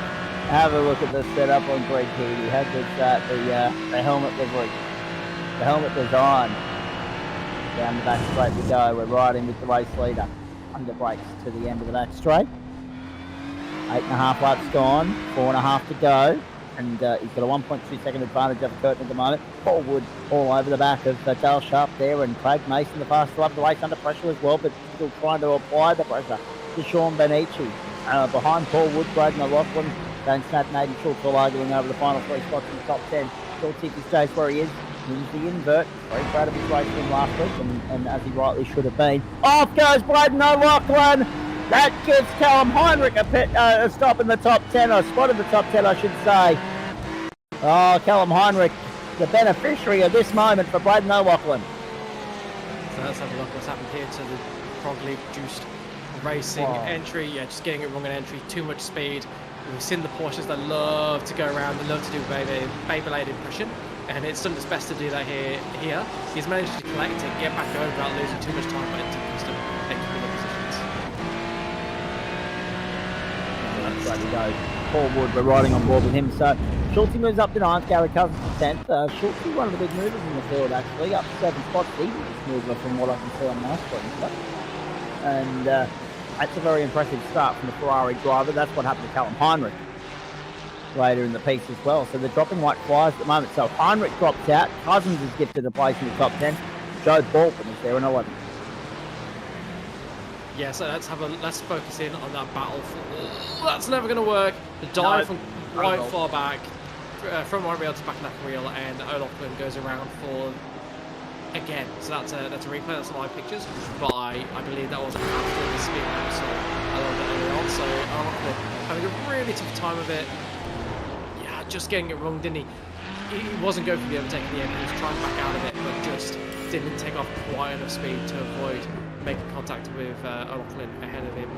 The Baldwin, so it'll be interesting to see what race control make of that. This is on board live now with Dale Sharp. I just want to zone in on that battle for 10th place, the reverse grid pole position. Of course, sadly we won't be able to bring you that reverse grid race. It will be offered to the pros. But currently, Gary Cousins is in that spot. He's got Baldwin bearing down on him, 3 seconds behind the full laps to go. So Baldwin's going to have to pull off some qualifying laps in a row, a mid-2000s Schumacher-esque performance if he wants to get into that top 10 and get pole for next race. But looks like Schultz, Cousins, Snadden and Wood will be starting on the front 2 rows of the reverse grid race. Let's not speak too soon. There's 3 laps to go. There's 3 laps to go. Anything could happen, anyone could run into drama. Not that we would wish it upon them, but I've already seen so much drama throughout the course of the first 10 laps. Just to paraphrase the great Laura Walker, anything can happen, and it usually does in a GSRC race. Yeah. And Dale Sharp doing a nice job in 6th place at the moment, mate. So, but it's interesting because we praised Sharpie for staying so loyal to his BMW for the longest period of time. He's up ship and gone across the road in Germany there. He's gone from the Bimmer to the Merc. Yeah, and doing a lovely job behind the wheel. The BMW is quite a nice car to drive. It feels very, very nicely balanced. I've driven a few of the GT3 cars. I have to say the BMW I found to be one of the easiest ones to drive. It does feel a little bit heavy, but it's got a bit of grunt to make up for that. And yeah, although it feels heavy, it can feel a tiny bit lazy. It's not nearly as lazy as the McLaren the last time I drove it, because that was a couple of years ago. So that's almost certainly been old. Might not be the characteristics of it now. I just want to say, you don't count your grid positions. Don't count your starting positions until you're on the grid. That's what I should say for the sprint race. But we've got Sean Benici here, the distinctive flames coming out the back of the McLaren. It's the only car on the service, if my intelligence is correct, that actually has those flames. So that's a special treat for those that dare to drive the McLaren, which has been massively outdated. A couple of cars. They're artificial, aren't they, Adam? A couple of cars do have flames, but they're normally like just little pops, whereas the McLaren has a full overrun burn going on. They are just purely artificial, though, because I haven't seen anyone exit a server by way of fire just yet. None for 110 for lunch with the 9X over against Australia, so the Aussies need to find a way to get a wicket sooner, otherwise it's going to be a very long night for them. In the meantime, Sean Benici holds sway in 4th there at the moment. Wide exit out of the right-hander. It's a sweeper. It's an uphill right-hander. They get faster mid-corner. They apply the throttle very gently and then head down the back straight at full tilt. And he's holding sway over Craig Mason at the moment. It's McLaren versus Ferrari on screen, and just behind them is Dale Sharp, Paul Wood, Dane Snadden, and also Aidan Schultz. Have a look at the size of that train. It's fantastic. Yeah, and behind that train, Joe Baldwin's not putting in the lap times he needs. We said he was 3 seconds behind Gary Cousins in 10th place. Gary Cousins pulling away from him at the moment. That gap up to 5 seconds with 2 laps to go. So unless anybody in the top 10 makes a mistake, which, as we've said, can definitely happen with 2 laps to go, this will be your top 10 for the reverse grid race. And on your point with not having seen any cars go up in flames, I think they should have that before rain. Yeah, that's fair. Although that being said, considering they're already working on the rain, I'd hate for them to, procrastinate and put that to one side and then not come back and finish it off. I would do that. Final up, Greg Heaney. He's been brilliant tonight. He's just controlled this race nicely, maintained a very comfortable 1.2 second advantage, and has gone on with it. Hasn't looked to be under any sort of pressure whatsoever, and the Ferrari driver is a mere few corners away, pocketing a race win in GT3, and with thanks to waste options, up onto the back straight we go and down towards the right-hander. At the end of it, and Craig Mason here in 5th place is going to have one last opportunity to have a crack on Sean Benici, Aidan Schultz and Gary Cousins will look like they're going to be the front row at the moment for the second race, because Cousins is holding 10th and Schultz is 9th. And unfortunately, Brett Bradbury's coming to pit lane. We should point out also, Banksy, that Michael Schroeder's run into trouble throughout the course of this race. He's in 23rd, having stopped on lap 4. Brian Lynn on lap 2. We saw that spectacular spin. Callum Heinrich has been in pit lane for a minute on lap 11, and that's put pay to his chances in this race. And Brett Campbell has been in pit lane for 12 and 3/4 minutes, so he's going nowhere. But at the front, it's been all smooth sailing for the prancing horse driver, Greg Heaney. Yeah, it has been. It's good. The good news from Michael Schroeder is that of course, we have 2 drop rounds in this 10-week series, because 10 weeks is a big commitment to ask of anybody, and so this will be almost certainly be one of his drop rounds. It won't be a drop round for Greg Heaney as he takes victory in the sprint race, well on up 10th for the feature race. Bradley Curtin brings it home second. And Takaloo, oh no, trouble on the final corner! There's trouble at the final corner! If you can get it round quick enough. Jeez. No. There's Baldwin. Baldwin takes pole position. There's more carnage up there, because Jermaine Takaloo has come unstuck on the final lap. He is limping to the line. He will finish 13th. It's all blown up on the last corner. I told you that anything could happen. I told us not to. He got some help as well. And then all of a sudden it was a knock-on. There was a little bit of grass clipping to be had as drivers went left and right to try and avoid the carnage. Jermaine Takaloo was well and truly buried inside the top 10. Now he finds himself on the outer. Did he just... That's a really hard one to read, because Benici was miles behind coming to that corner, and made up so much time into that corner. But we saw Takaloo flashing his lights. Did he have an issue, or did he just slow down? It looks like he was taking that corner much slower than would have been anticipated. I'd love to talk and find out what happened there, because it was... I have no idea what could have caused that.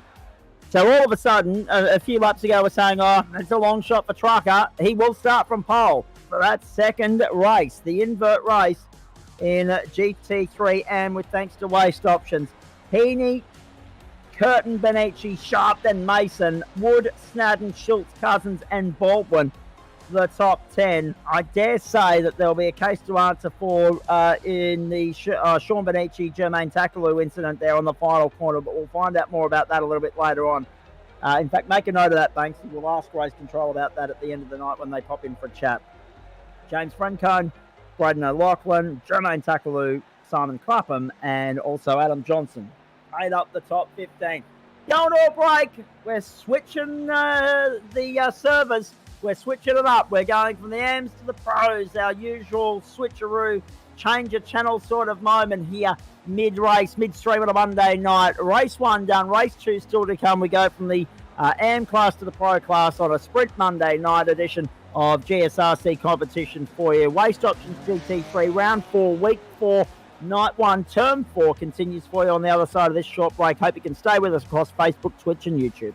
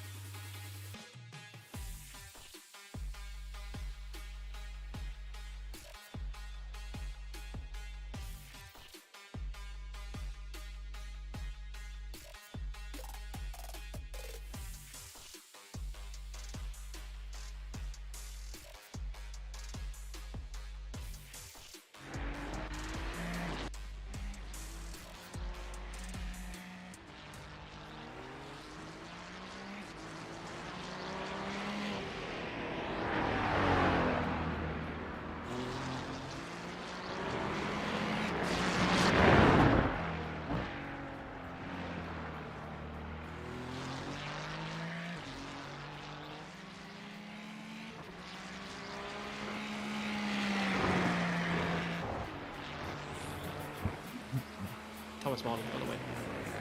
Copy. Monday Night Motorsport continuing for the platforms of Gentleman Sim Racing, Club across Facebook, Twitch and YouTube. We're at the Circuit de Jerez, and this is race 3 of the program coming your way right now.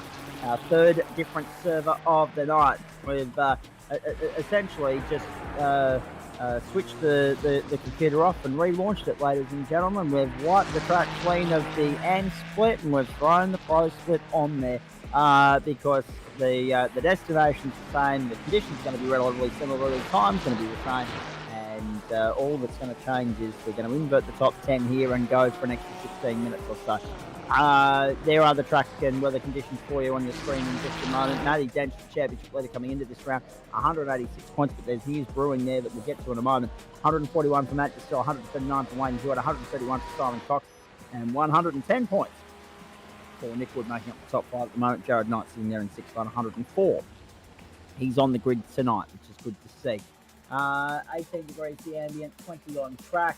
The server is being updated to 10 past 6 server time, or half past 6 rather, half past 6 local time, server time, so we are well and truly heading towards sunset here at the Circuit de Jerez.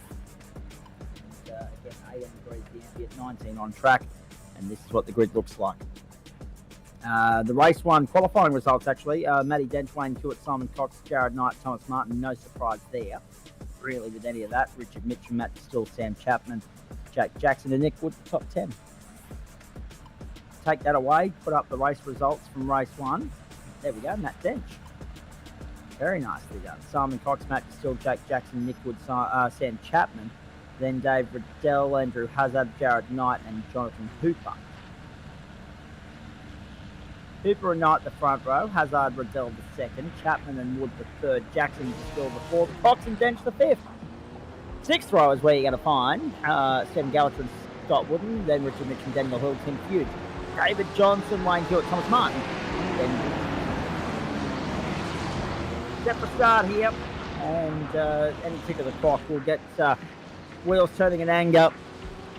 We'll get the ball rolling for 37 minutes of racing, or close enough to it. There will be a splash and dash requirement in this one if you want to make it to the distance. So far so good is exactly right, David Dench. Good evening to you. Nat Dench, another race win under the belt. We wait to see what he brings to the table here in this second race of the night. It's a very small field. It's only 19 deep with no Reece Dickerson, Stephen Brooks or Joe Baldwin taking the start. Joe's in the other server, that's why. Set to go green now. Let's go racing. Jonathan Hooper and Jared Knight lead us away. And look at the log jam, 3 wide down the main straight, nowhere to go, no room to move as they make their way down towards turn 1. Now watch them squeeze through here because it gets very, very tight. Let's hope that they get through cleanly and unscathed to turn 2.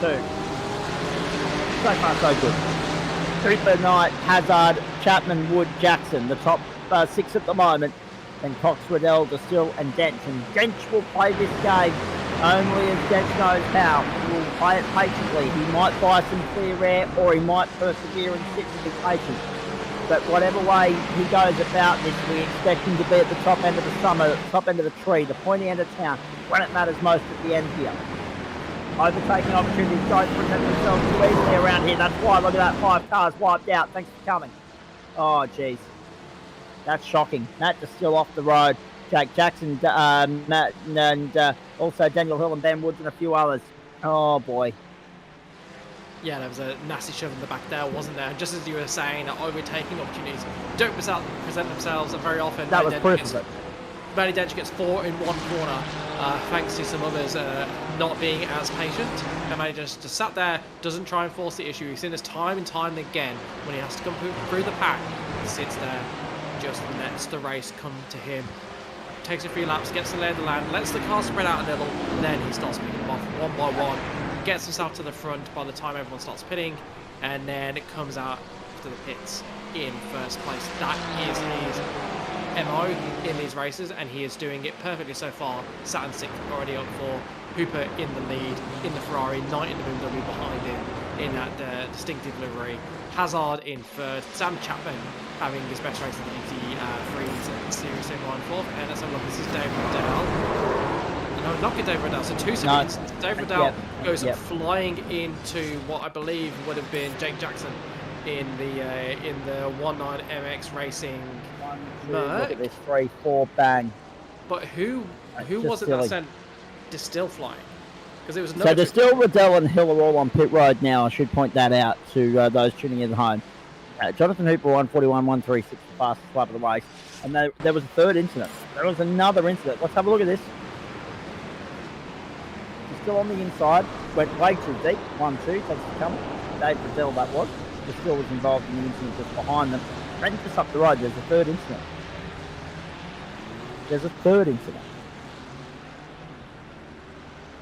And it looks like it was Andrew Hazard might have been one of them caught up in that. Let's have a look at this. It's in huge. Oh, jeez. Had that been any other sporting event in the world, we would have had a safety car on this. Wow. Andrew Hazard went all on his own. We've seen that incident before, but we've seen that exact duplicate incident in other servers, in other series. Great mark for Ref 101, and now Jared Knight up the outside. To go to P1 on the outside of Jonathan Hooper. Can he get it done? No, Hooper wants to force the issue and holds one inside. Knight wants to force the issue and go around the outside and hang tough. No, he's gone too deep. He tucks back in and thinks better of it. And gets across to cover off Sam Chapman and Nick Wood. Matt Dent, fast lap of the race, 137, 184. He sits in 5th. BMW, in second, third, fourth, and 7th at the moment, also 10th. We've got a Porsche in 9th. We've got 4 Ferraris in 8th, 6th, 5th, and 1st.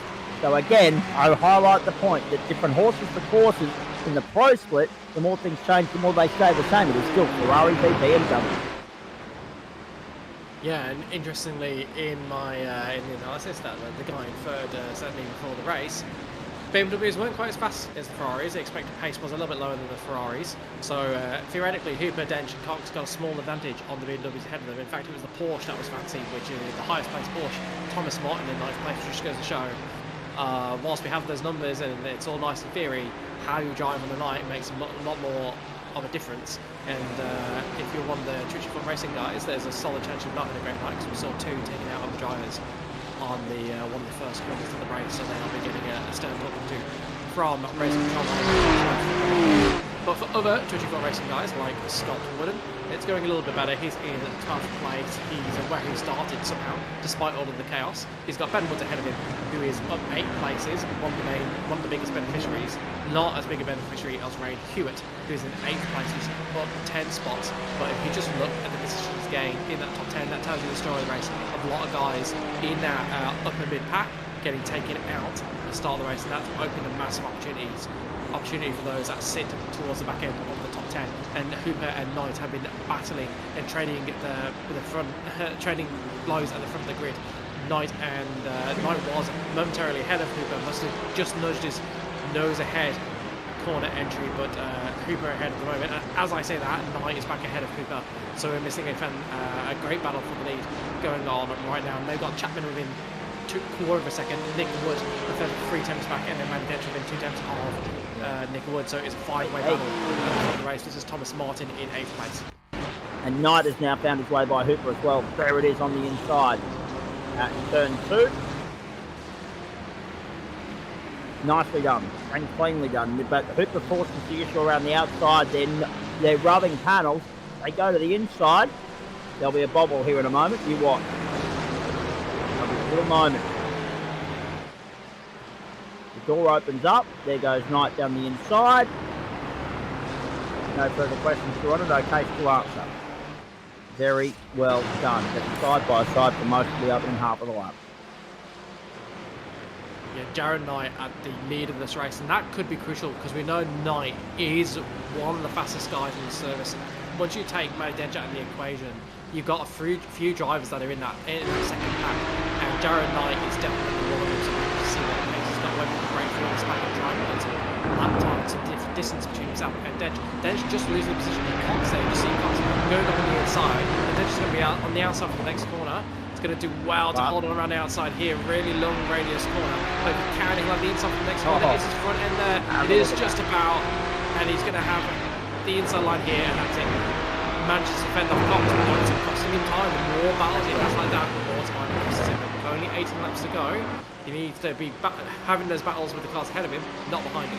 Yep, case closed, job done, and no surprise really. Here's Sam Chapman under pressure from Nick Wood down the back straight, chasing Jonathan Hooper. A leader is Jared Knight, who's cleared out to a 2.5 advantage. Dench is right there now, Cox in behind.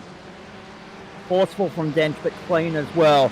Just positioned the car perfectly, made life difficult for Simon Cox, who eventually offered up no more resistance and yielded. Thomas Martin is 7th.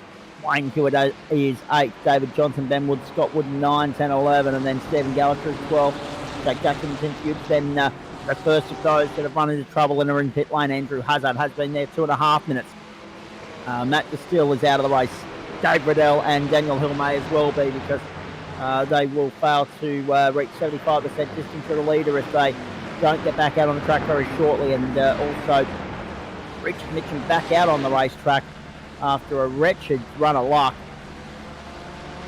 3.96 laps completed for Mitchum. But, am I reading that right? He may have... Oh, geez. Richard Mitchum may have parked up for the night as well. And there he is. Yep. The outside of the circuit, so whatever's going on for Mitchum, it's terminal, and that is just another that is just another unfortunate moment in the season for them. For Richard Mitchum, he can't buy luck at the moment. I just want to bring attention to that battle at the front. We asked what lap time could Jared Knight do once he hit the front of the field. The answer is much faster than the guys behind him. He's second a lap quicker than Jonathan Hooper at the moment. Hooper really acting like the corner. And the wine being held in is Chapman, Wood, Dench and Cox, and Thomas Martin's looking to run the phrase only 1.5 seconds off the back of the group and was actually one of the fastest on track last time round. So if these guys can't get past Hooper soon, that gap tonight is just going to keep building and building and building, and they really need to force the issue, else this could be the race getting away from everybody in this pack, because Jared Knight, he's not one to let go of a big advantage once he has it. It's already up to 2 seconds. How big can he get that advantage before any of these guys find a way past? And it's not Denchi first off the cab to get past. First Chapman's got to get past, then Wood, then Denchi, unless Denchi can do something special and get past, even when they're all bunched up like this. But in Dench. He's the Dench mark for a reason. And no, for those of the new members or new viewers to the broadcast on the platform, Gentlemen Sim Racing Club, no, I'm not suffering any sort of speech impediment. We're playing on words. It's called a pun. Dench is the benchmark, we call him the Denchmark. And he's about to show us why yet again, I would imagine. He's right there, chasing Wood, chasing Chapman, chasing Hooper. But unfortunately for Dench, the thing that works at the moment, Jared Knight is clearing out into the sunset, and Dench is trying desperately to get in the way of preventing that from happening by getting past Nick Wood, who's not making it easy for him.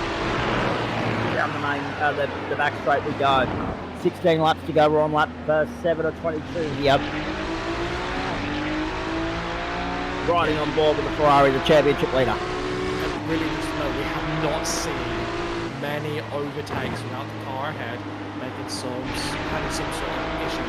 This is a tight track, it's a tricky track. Very difficult to get your nose alongside the car ahead before the braking zone and really force maneuver. You've got to go big, you've got to go bold if you want to get past. It is a really good move from the organisers to actually put the sprint race at a ref, because coming through the field at a ref is a real challenge of these drivers' racecraft.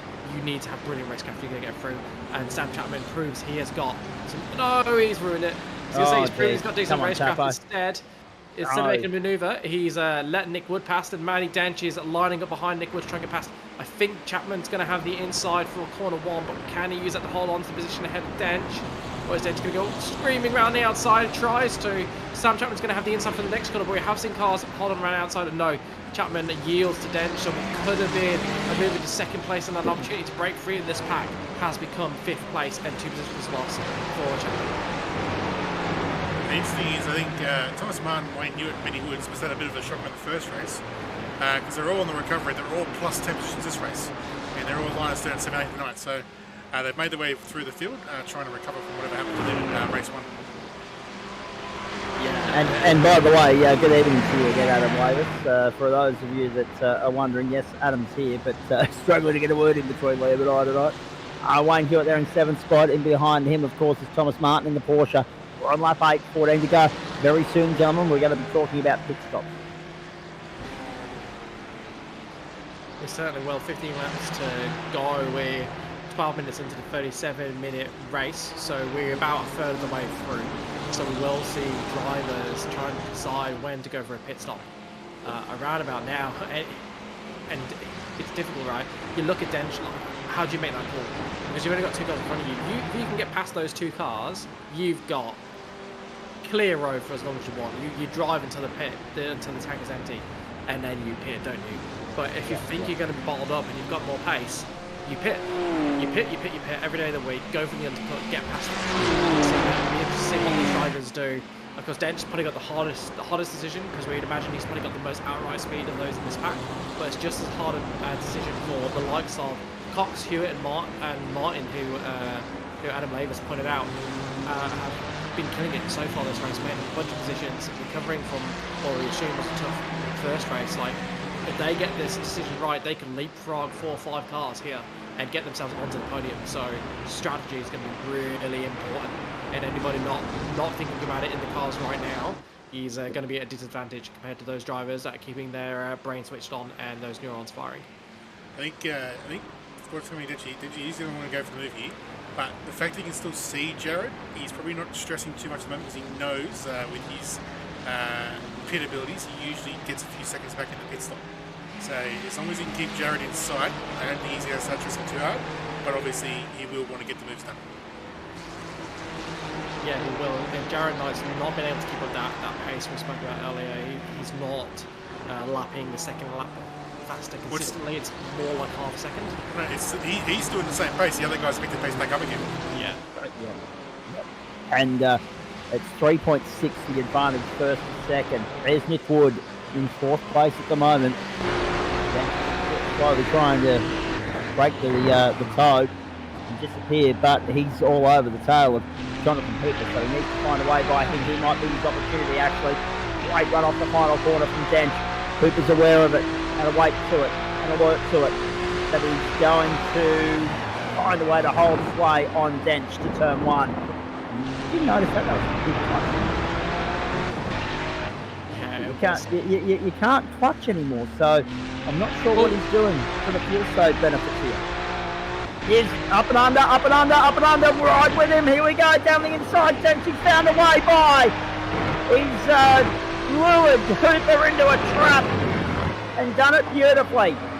The up, the under, the switch back, the cross. And Dench is second and already bolting. About 4 seconds, 13 laps to go. Need about a third of a second a lap to catch up and have a hope of getting past Jared Knight. Hewitt taking the unorthodox line through there.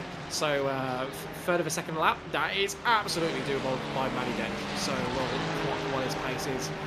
Not this lap, of course, he's been held up by that manoeuvre. Next lap, we'll clock what his pace is and how big the differential is between him and Jared Knight, because that will be the key to understanding whether this is going to be a tight race, whether Knight is odds on, or whether, as we suspect, Dench has got anything in hand to happily make up that gap to Knight. So we're riding with Nick Wood. Wood will be looking for a way by. I'm sensing he'll be looking for a way by. Here it is, down the inside. Brilliant stuff from Nick Wood to find a way by Hooper. He moves across to the outside and quickly covers off the Ferrari and moves himself into 3rd place. Simon Cox to pit lane. Simon Cox is the first one to jump at the pointy end of town. And we are now 12 laps away from the checkered flag. So lap 10 is the critical number for the likes of Scott Wooden and Simon Cox, the top 9 yet to stop. And this is what happened to David Johnson. Oh, slow, devastating, grinding halt in which he spun to there. David Johnson. Painful to watch when it's that slow. It really is. It's even more painful in the car because you think you should be able to do something about it, but you just can't. Your brain's not working fast enough to figure out what on earth to do to at least get yourself stopped with resuming quickly instead of what happened there for Johnson, where he was back on the gas and lightly tapping the wall. And just want to call out Cox going to pit lane, really, really important. He's got 14.5 seconds of clean air to drive into, and I say it's really important because he's got the fastest lap of the race so far. A 1:36.6. Of course, we'll see what Denji's got once he finishes on that without any traffic. But if that holds true and Cox is close to Denji's pace, that's going to put him ahead of these cars if he can hit those lap times. So big moment for Simon Cox. Need to keep in mind too for some of these guys who are in the heat of the battle is the Jerez circuit, being a relatively new circuit, has a very harsh penalty for the entry to get it wrong. Yep, correct. You cut the blue on the inside and don't clear your slate over before the eye, you can be over a minute's penalty. So you guys are going to be mindful, stay between the white lines and the pit entry and maximise their time in the pits. Matt Dench, 1:36.602, fastest lap of the motor race right now, halfway mark of this second and final one of the night. Yeah, half Wayne second. Hewitt at the pit lane.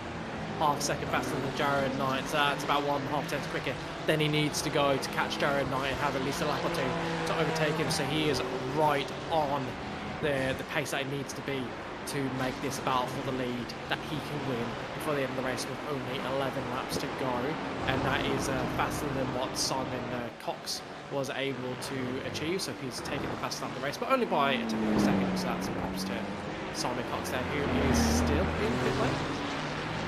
He's back in pit lane. Back in pit lane. Yeah, must be a penalty. Must be. It's Simon Cox. There's one robbed out of contention. So you go 16 seconds stop, mate. You must have knocked on a fuel or something. I'm not going to there. It's a really bizarre one. Really bizarre. From Simon Cox. So we can add that to the list. Back out on the racetrack. Add that to the list of things to ask about after the race. We're going to ask That's about popped in, yeah. the incident at the end of race 1 of the amateurs, right. And then Simon Cox and his double pit stop in this race. And that's left him in 13th place, just behind Tim Fuge, and getting involved in the battle at the front. Sam Chapman becomes the next in that group to pit from 4th position.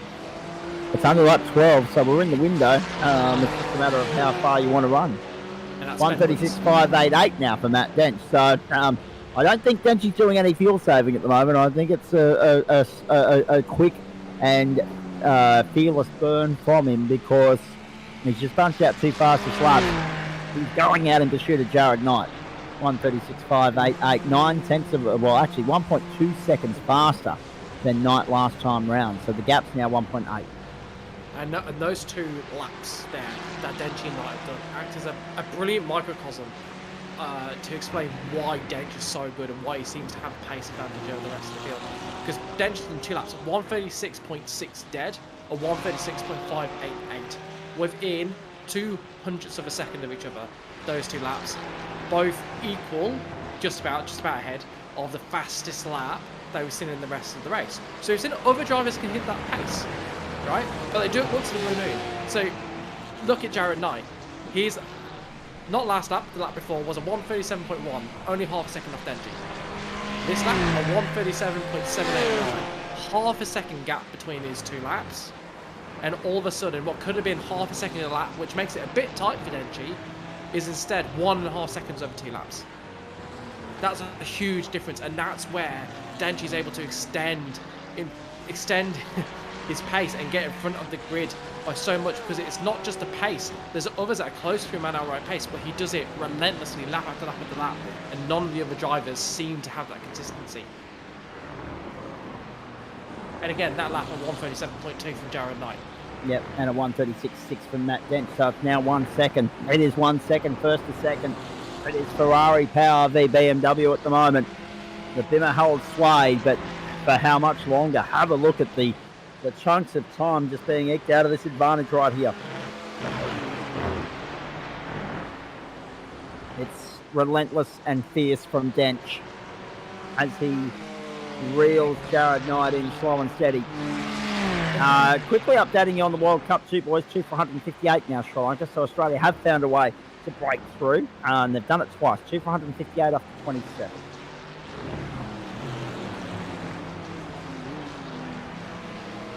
There you go. Dench making just over 3 attempts in the first 2 sectors. A good middle sector from Knight to hold Denchi to only half a tenth improvement, although it was only a 14-second sector, so not that much time for Denchi to make or lose any time there. And you can visibly see how close Denchi's getting to the back of that car. So we're getting a little bit of dirty air front. Doesn't have much of an effect on these cars, but what does have a bigger effect is at the toe. We won't get much of a toe around second D Jerez, but he is in that sort of zone, only 7 tenths behind, and you feel like it is only a matter of time before Denchi gets past. And indeed, Jared Knight decides to make life a bit easier for Denchi, get out of the way, make his pit stop, and see if he can do something special to try and get ahead of Dench. Of course, Dench is going to be able to react to whatever the pit stop time is for Knight. So Dench needs short fuel to stay ahead of Knight. He will do so. We've seen it before, and we know how good Dench is at saving on fuel. He's likely got less that he needs to fill up at his stop anyway. And even if that's not true, he will be able to get to the end of the race on less fuel than just about any other driver in the field, including Knight and Martin, who are both in pit lane, and Martin's just leaving his pit box in the background, and now Knight moves to the pit box as well, and will rejoin in 5th or 6th place. So if I look back on the incident track here in SDK to try and see if I could find anything for the Simon Cox situation. And yeah, his first stop, as far as I can see, he stopped in his box for about 10 seconds. Because the gap in the timestamps was the same as Sam Chapman's actual stop. But he did another stop for 16 seconds. I'm not Jeez, have a sure look at that. Wayne Hewitt all over the back of Chapman, and also Thomas Martin rejoining there as well from pit lane. So all of a sudden we've got a 3-way battle for 6th about to erupt here as well. Sorry, Adam, go on. Well, that's pretty much it. It's just saying the first stop looked like he did definitely stop for about 10 seconds, and then he's coming again for 16 seconds. So, and with everyone doing 9 to 12 second stops, it just doesn't make much sense. Yeah, and not an extreme penalty. Surely, if you were planning to take tyres and you didn't, you would just live with it. You just live with it. So unless he took tyres on the first one and didn't take fuel or something, like took 2 tyres and not fuel or something weird like that, I can't. The lap time, the time. That would be the only thing that would make sense if he had the tyres on. So did changed his 2 tyres, but if his fuel was off, so he said he'd come back and get the fuel. That would be the only logical conclusion. That's what must have happened there. Is he's set up his stop, got the tyres right, but then the fuel wasn't actually turned on. So he's done his 2 tyres, gone back out and gone, I need some juice. And it can be. Should say it can be really hard if you don't have an automated system that's got it basically doing it for you, or a voice activated system to set what you want in the pit stops. If you are changing mid-race what your plan is, it can be really hard to actually get it all right, particularly if you have using. A lot of drivers will use a magic button that acts as a D-pad and a button you can press in to do selection, and it can be very easy to accidentally press it in when you're meaning to go left, right, up or down, or vice versa, to accidentally go up and down, left, right while you're trying to press it in. So I do wonder if he's had some button issues and that's caused it, because you're trying to drive at the same time, particularly around Jerez. There's no long straights to try and get it all right, so you might even be doing it on the entry to pit lane, trying to get it all right, so it doesn't leave you much time if you're fumbling around. So I wonder if that's something that's happened to Simon Cox, or whether he's just forgot, or whether we're well off the mark. We have to talk to him post-race to find out. But it's definitely not easy if you don't have the right tools set up, or you've changed plans mid-race. But interesting what happens in this battle as well with Chapman got with Hewitt behind him. We know Hewitt, he's in that, I spoke earlier about that second tier of drivers who seem to battle with each other a lot but can't quite reach Denji. Denji stops long. Stops long? He's up to 17 seconds. Or is he in lap? He's just stopped yet. Gotcha. Alright, keep an eye on that. 9 seconds. 9 seconds. 9 seconds. All is okay. All is fair in the world. I jumped the gun. Yeah. And we are 7 laps from home, and Denty's going to be the leader by a staggering margin here. And as he heads back out onto the racetrack now, Have a look at it's not going to be this, if you don't staggering. mind. It's going to be more than what it was before he came in. It's going to be 2.5. Easy. 3. You're at the first time. 2.5? 2.8. So that is, if you want to round up, that is closer to 3 than 2.5, but I'll take your word for it. At 1:36.484, the fastest club of the race thus far. It is Ferrari, BMW, Ferrari. The first two Porsches in Thomas Martin in 6th spot, the only Porsche in the top 10, but there is now a Merc in the top 10 in the form of Jake Jackson, the Merc is 9th. There's another BMW in 10th, so it's 4 Ferraris, 4 Bimmers. Sorry, another Bimmer in 10th. There are 4 Ferraris, 4 Bimmers, a Porsche and a Merc in the top 10 at the moment. They are the only 4 manufacturers represented in this field. We've lost a few. Matt is still 3 laps down, but still circulating. But we've lost David Johnson, Daniel Hurtle, Andrew Hazard, Richard Mitchell, and Dave Riddell, Stephen Brooks, and Lee Dickerson did not stay.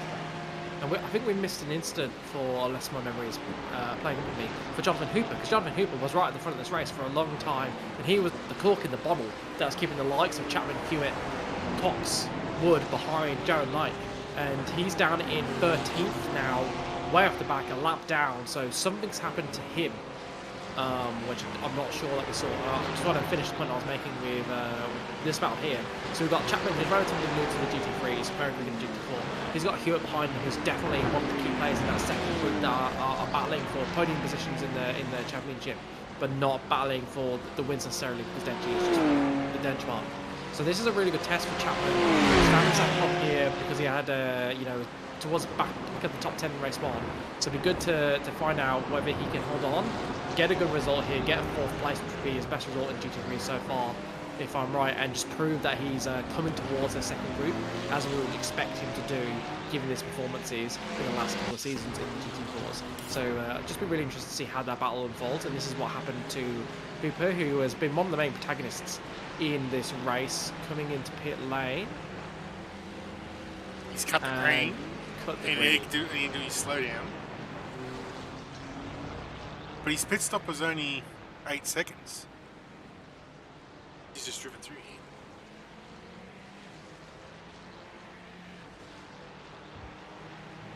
here. Very slow run down pit lane. Serving his slow down in pit lane. Can't once you cross the start line, the control line is when you go to do a slow down mode. It's now at 3.6, boys. 3.6. Maybe he did get a penalty, he jumped out. Oh dear. So there's another retirement in the night full of them. Yeah, and that might play funny buggers with the time. Yeah, that's why Stamps here going out. So he would have jumped out while the penalty was happening. Yeah, this is back to the battle when Hewitt 4 more laps to try and find a way past KFC. I always find it very hard driving past KFC when it's there for the taking. But I'm sure if anyone can find a way, it'll be the Angry Pepper Racing entry of Wayne Hewitt. Very, very talented driver. Like I said, one knows that I'll be looking to try and be in the battle for the podium positions in the championship come the end of the season in about 6 weeks' time. 1:36.387 now for Matt Dench in clear air, another fastest lap. Just sense that there's more in the tank, more to give just yet. 4 laps to go, 3.5 if you don't mind. And Jared Knight is second. Nick Wood is now just his third. Ken Chapman leads Wayne Hewitt and Thomas Martin in a 3-way fight for 4th. That's the only battle on the racetrack really, apart from Jake Jackson and Scott Wood and beyond that. So things are fairly quiet out there right now. Wayne Hewitt, the boy from Wagga Wagga.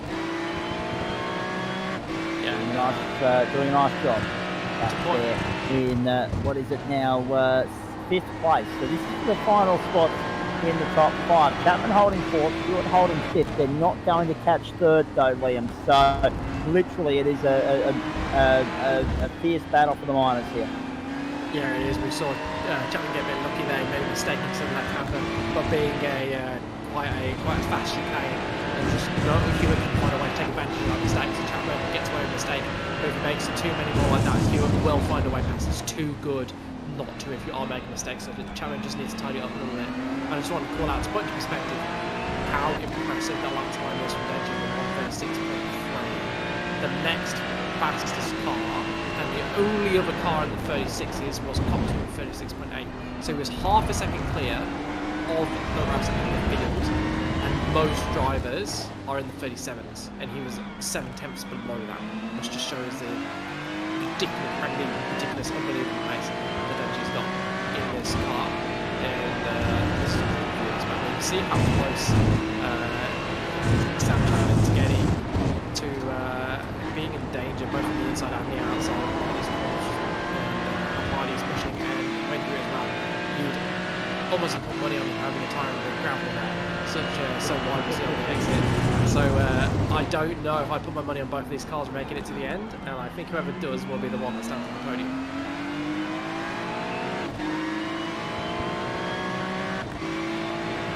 So Hewitt and Chapman, and in behind them, they wouldn't want to cough and splutter because Thomas Martin's bearing down on them. 2.5 laps to go. Dench is gone. Forget about him. 2.2 up the road to Jared Knight. And then another 6.6 seconds back to Nick Wood. Nick Wood's in the vicinity. These guys behind 450 and 610 see him just up the road. But it is 3 seconds. It's beyond reach, you would imagine. Lights ablaze as sunset approaches at the Jerez circuit in Spain. Round onto the main straight, 2 to go. Either Denji's made some mistakes, or he might be may have misfueled, because that's 2 laps in a row. He's on a slow lap. Yeah, true. A high 37. Now he's on a mid 38. Now, it was a 9-second pit stop, so that is an interesting point, Adam Lavis. A very good point. All right, so is there a sting in the tail here? Is Jared Knight about to steal victory from the jaws of defeat? David Dench reckons he knows what the go is. He reckons that Dench wants to... Well, but see, this is the thing. Dench reminds me of a friend of mine. Never completely satisfied. Already ticking the boxes, already doing a great job, but never fully satisfied. Wants a little bit more. Wants to push that extra yard. Dave reckons he's just cooling the tyres, getting ready for a hot lap. He's already clocked the fastest lap of the race by an extraordinary margin. No one else is in the 36s with the exception of Simon Cox, and the margin on that is 3/10, and Coxie hasn't factored in the equation here after that second run down pit lane that we'll have to get to the bottom of after this race. Whoa, look at this. It's on in earnest now. Wayne Hewitt. White flag in the air this time, Mike. Yeah, we were on board with Wayne Hewitt, and I'll just jump in if anything too exciting happens. But we're on board there. You might be wondering, like, we saw Sam Chapman and Wayne Hewitt using all of the track, right? We saw them using all of the track. Looked like they were pushing it to the absolute edge. And they're still over a second slower than Denji. So where is that time? And the answer is there's 2 places that time is. Either Denji's doing similar lines with more speed. They're not on the optimal line. It looks like they're using all the track. They're not quite on the optimal line. They're losing time there. Or Denji's gone away manipulating the car so that the weight of the car is where he needs it to enable him to take a similar line but faster with more pace, because he's got more weight over the front tyres, which allows for better rotation or more weight towards the rear if understeer is the issue. There's a whole host of things that can lead to that time, even when it looks like they're very similar on track. And so if we went and we could see Denji, we'd see a few slight differences in line. Yeah, and there it is now. Chapman defending the inside as though his life depends on it. It's only 4th in the car race, but they're going as though they're fighting for the win. Have a look at this.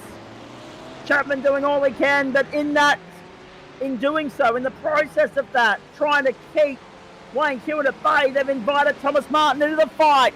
Matt Dench is gone. 2.2 to the good now. Dave was onto something, no doubt about that.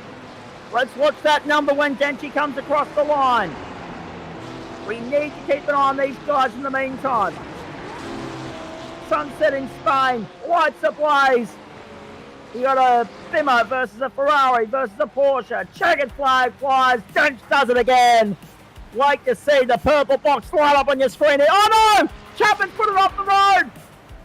Wayne Hewitt goes to 4th. 1:36.348 for Dench, if you don't mind. Wayne Hewitt's found away by Chapman. And Chapman holds off Thomas Martin. But Dench punches out a PB on the last lap.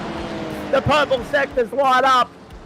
He sends the clean sweep. He ticks all the boxes, wins both races, took pole position, claimed the fastest lap, probably got a clean race as well, let's be perfectly honest. He puts yet another finger on an elusive 8th GT3 crown on the platforms of the Gentleman Sim Racing Club. Nick Wood held on for third, good run in the end. Wayne Hewitt got by Chapman on the final lap. We'll need a replay of that. Then Thomas Martin, Ben Wood, Stephen Gallagher, Jake Jackson rather, and of course behind him Scott Wood. Here it is. Here's the moment for Chapman. Oh no. Just gets wide. Gravel. Would have been so easy for Hewitt to follow him, but Hewitt too wise to that and manages to take advantage. Just before the end of the race, Chapman will be absolutely kicking himself for that one. He might need some KFC to make himself feel better. Absolutely. Although that being said, I must admit, even though Series X3 New South Wales is sponsored by 7 different McDonald's stores in Sydney, I happened to be driving up the freeway last night back to Cessnock here in the Hunter Valley, Banksy, and they've changed everything at the twin servos there on the M1. You no longer have a McDonald's with the twin servos either side, north and southbound. It's now a Hungry Jack's and an Aporto both sides of the freeway. Thanks very much for asking. And as soon as I saw Aporto, I screamed the words, "Take my money." I absolutely love Aporto. Best $20 I spent yesterday. No doubt about that. It was still Yuck Donald's on southbound. Sorry? It was still Yuck Donald's on southbound when we went to... Oh, okay, copy. I didn't stop southbound on the way down. It was too early for me. It was 4:53 when I left the driveway, and I needed to leave at 4:45, so I may or may not have been finding ways to make up time on the way down, let me tell you. And still pulled into Sydney Motorsport Park right on 6:45. Less said about that, the better, in case there are any boys in blue listening, or Sheila's. Let's bring in Greg Heaney on that note and get me out of trouble. And we'll get some results from the AM split in just a moment, but there are the results from the Pro split. Fair rate of attrition in all that, Liam. Yeah, most of it on the first lap, in all honesty, caused by a couple of drivers who I'm sure will be feeling pretty awful tonight. So fingers crossed everyone that got involved in that is able to have a better round next time out. Sprint rounds always fraught with danger for that very reason. So many coming unstuck tonight. So many will most likely be utilising their drop round, I would imagine. Here are the results from the second race of the AM split. Paul Wood, Joe Baldwin, very nicely done. Jermaine Takaloo, then Dale Sharp, Dane Snowden, James Frencombe, Gary Cousins, Callum Heinrich and Sean Benici. Red Neil Gladwin making up the top 10. So, Greg Heaney, as we welcome you in, you did a beautiful job to control the race in race 1. Enlighten us as to what happened in race 2, please. I don't really want to talk about it. No, he's spinning car in front, tried to avoid it, got tagged on the corner. Unfortunately, it already used the fast repair due to incidents on lap 1, so 13 minutes of repairs with 12 minutes to go. Oh no. Oh, yeah. No. You win some, you lose some. Well, and tonight is casing evidence of that, mate, because you won the race that we broadcast, and obviously it's all gone belly up at a rapid rate of knots in race 2. So let's focus on race 1, because, you know, onwards and upwards we can look towards, next week and Road America and putting this week behind you in just a moment. But as far as race 1 was concerned, they may still end up being valuable championship points if it isn't a drop round for you. It must have been nice to lead from the front. Oh, most definitely. I don't know how many practice laps I put in for this session this week. I put a session up on the weekend. At one point, I was quicker than Matty Dench, albeit it was for half a lap, but I can still claim I was faster than him. I do like Jerez. It's a nice flowing track if you can get it right. Quite rewarding too if you hit the apexes and the corners correctly, and yeah. Mate, the Ferrari, we spoke to you about that last week. Clearly, it's a comfy fit for you at the moment. We had some carnage of our own here in race 2. No, don't feel as though you were all on your own there on that front. There was plenty of carnage here in our second race in the Pro split. But talk to me about the Ferrari on this particular racetrack? A, do you like the Jerez circuit? And B, what challenges did it present to you? Very much do like the Jerez circuit. As I mentioned before, it's a very rewarding track if you can get it right. The setup I was running was asking a lot of the front tyres, so it was almost a do I not take fronts on the pit stop. I didn't take them, but I didn't seem to be losing too much pace on it, so it wasn't too bad. Liam, let's get some questions from you here, because this is the funny thing about Monday Night Motorsport. Liam goes on intermission and has his dinner whilst I'm doing the post-race show for GT4, so we will open up the floor and get Liam, even Adam if he needs to ask some questions here. I'm sure you've got a question or two for Greg. Yeah, so you said you were faster than Denji for half a lap. Yep. Was that the best half lap you've ever done? Yeah, because Denji put down, I think it was a 36.122, and then I put down a 36.111, and then he's gone and knocked it off. I'm like, no, well, I was in front of him for a short period of time. Yeah, does that motivate you to put in even more work to see if you can really try and bridge that gap to the likes of Denji? Oh yeah, I'd love to be that fast. I mean, he can drive the wheels off anything, not pumping his tyres up, because I can see he's joined the room here. But no, I'd love to be that quick. It obviously just comes with practice and so forth. But yeah. Do you get much time to practice, or do you generally have to sort of hop in and race as you can? No, I could pretty much jump in whenever I want, apart from that work thing. But yeah, I know it sucks. But no, it was yeah, I can jump in and turn laps whenever I feel like I need to. All right, so we'll mark you out as one to watch for the next. Shall we say 2 seasons? We'll give you 2 seasons to get there. Yeah. So is that a fair agreement? I'm hoping it's shorter than that. Yeah, exactly. Half a season? Next I race? like it. We'll see how we go. Term 1, 2024. Watch this space, I reckon. Greg, we get to broadcast your entire 90 minutes at Road America next week. We'll be watching all the action from there, mate, and we're looking forward to it immensely. Jeez, a swarm of drivers have dropped by for a chat here post-race, so we've got plenty to sink our teeth into for the next 3/4 of an hour or so, just when I thought we were going to have an early night. What are your thoughts on Road America, Greg? I'm going to enjoy that track. I love driving laps around that. The only bit that I'm going to be concerned about is the carousel, because I know it's going to ask a lot of the front tyres of the Ferrari, but we'll make it work. But that's the thing, I guess. You've got 90 minutes to nurse it and to find a way to mitigate and manage that, and you've got the ability to change tyres as we go. Exactly. But we'll get there. See if I can't get it near the pointy end of the field again.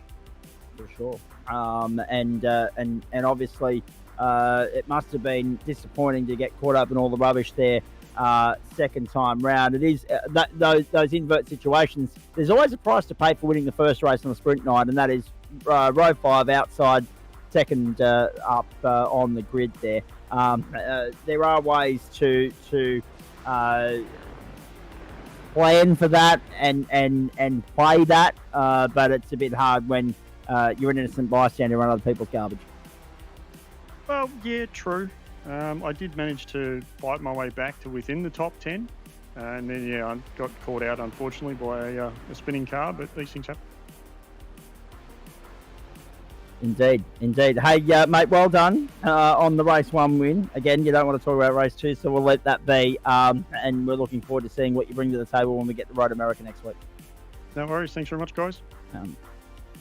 Sam Chapman, good evening to you. I'm just going to... I see where my name's lit up at the bottom of the screen here. I'm just going to start working my way up here at this point. Actually, Chap, I'll hold that thought because I've just noticed that Jamie Budd's dropped by from race control. His ears must have been burning. I reckon he knew that I wanted to have a chat to him.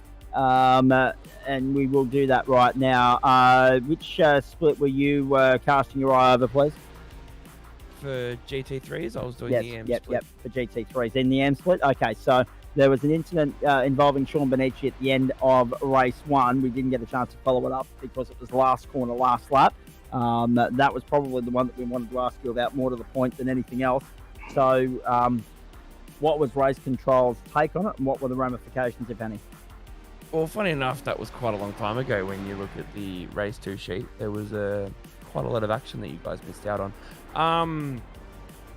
I think it was one of those minor incidents, and Sean thought he had racing room, and he definitely wasn't on the overlap, and Jermaine had more than enough time to take the apex, and yeah, Sean just couldn't get it put up in time, and it was a tap and around it goes. Funny enough, there was basically an identical incident 4 laps beforehand that I took quite a long time to judge on, so it kind of made that judgment a bit easy when it was a carbon copy.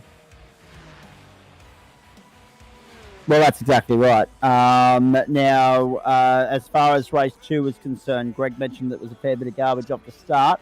What was your main take on the night as a whole overall? Because there was a fair attrition rate in the pro split as well. I can only imagine that with Greg mentioning that there were a couple of incidents in the M splits, there would have been something in the form of attrition there as well. And were there any major incidents that race control had to deal with?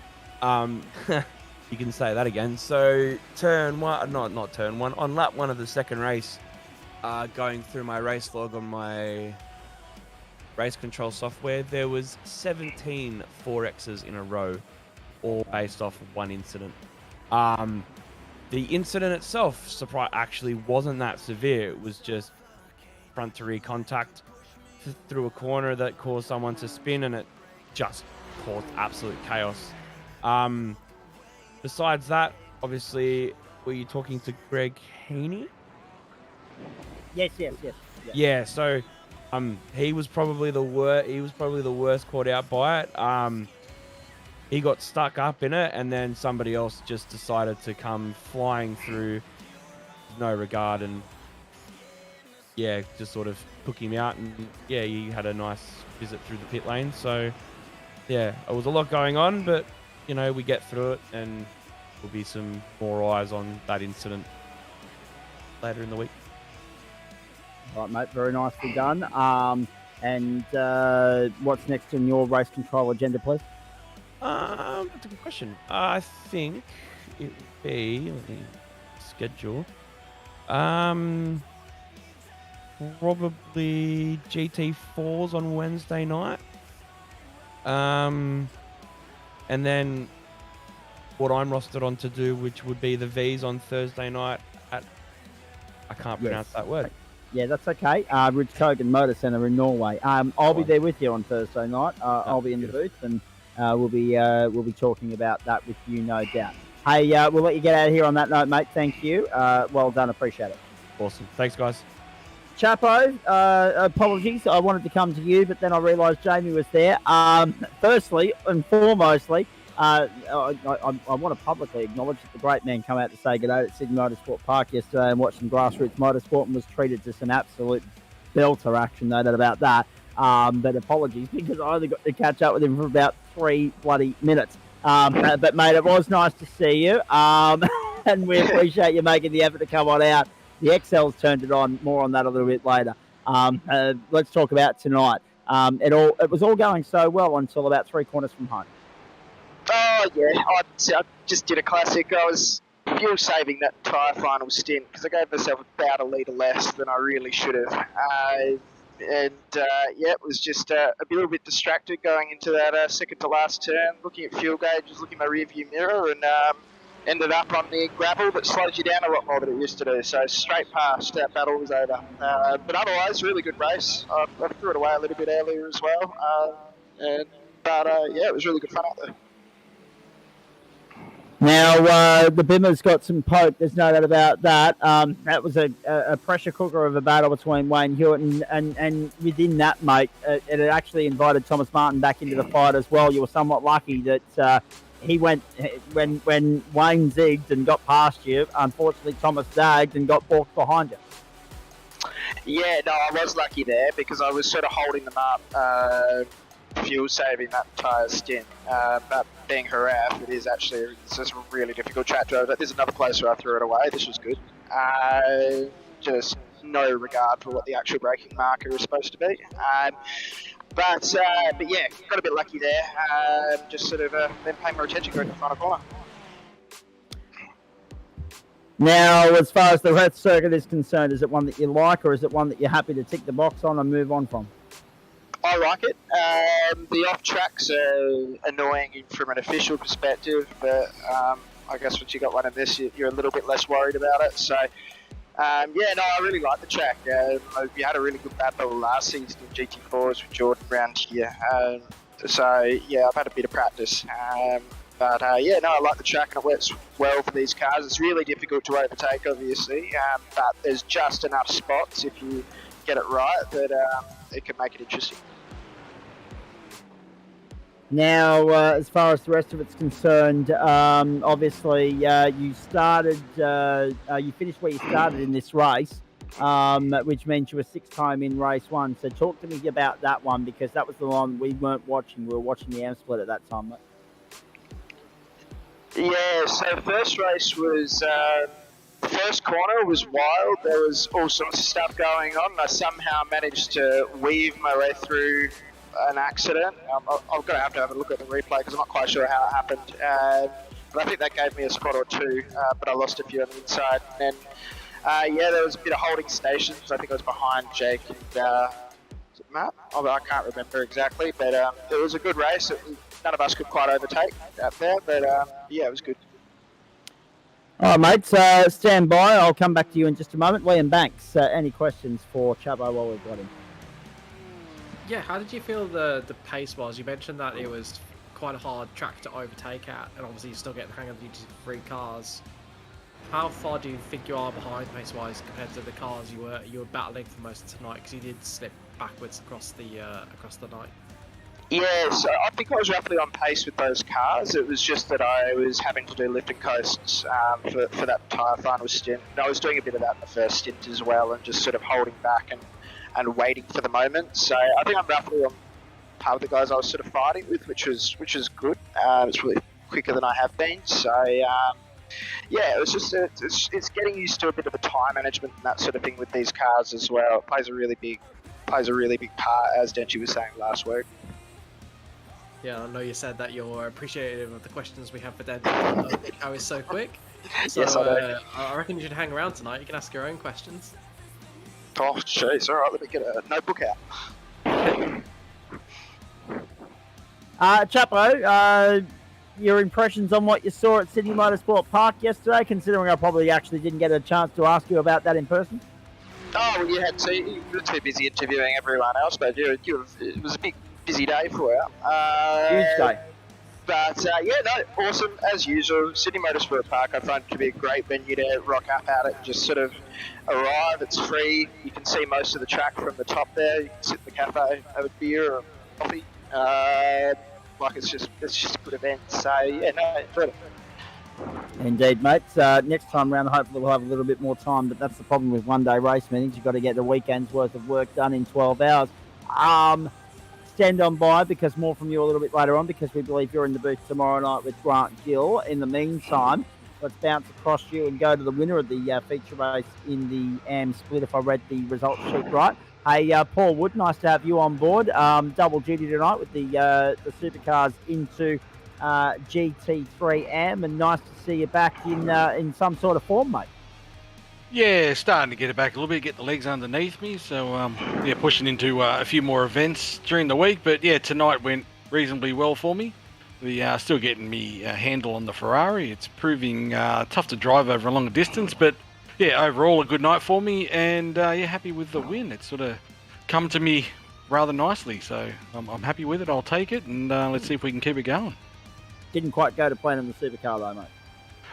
No, not really. Those fences tend to jump at you sometimes, and they like to cause some damage, so that kind of ruined my race. But I used Greg when he got in front of me to try and drag me along a little bit and get whatever I could back. But not the best results. But what can you expect? I was almost a lap down, but in the end, not too bad. Got some points, so we'll take that away and see if we can do better next week. That's the main thing. Let's focus on GT3, something you're very well acquainted with. Nice to be back on a regular basis, mate. Yeah, I'm enjoying the GT3s. I did miss it. It's the tyre model and that is very different to the last time I drove it, so I'm trying to get my head wrapped around that as well as wrapped around a new car this season. So it's double the challenge, but getting there slowly, week by week. You know me, I like a challenge. So by the end of the season, I'll be just about ready to race it, and then probably swap to another car. But we'll see how we go, and I'll keep fighting and see if I can get the car to do what I want.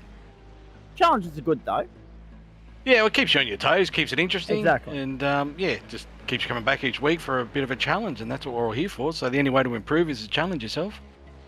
Indeed. Now, just while we've got you, mates, obviously Road America's the next stop, and that's a great track. We're looking forward to that one. It's one that the teammate Nick Fodiatis is rather fond of, and I guess the only challenge there is going to be adapting from the difference between the supercar and the GT, because for the first time this season we double up at the same track on a Monday night.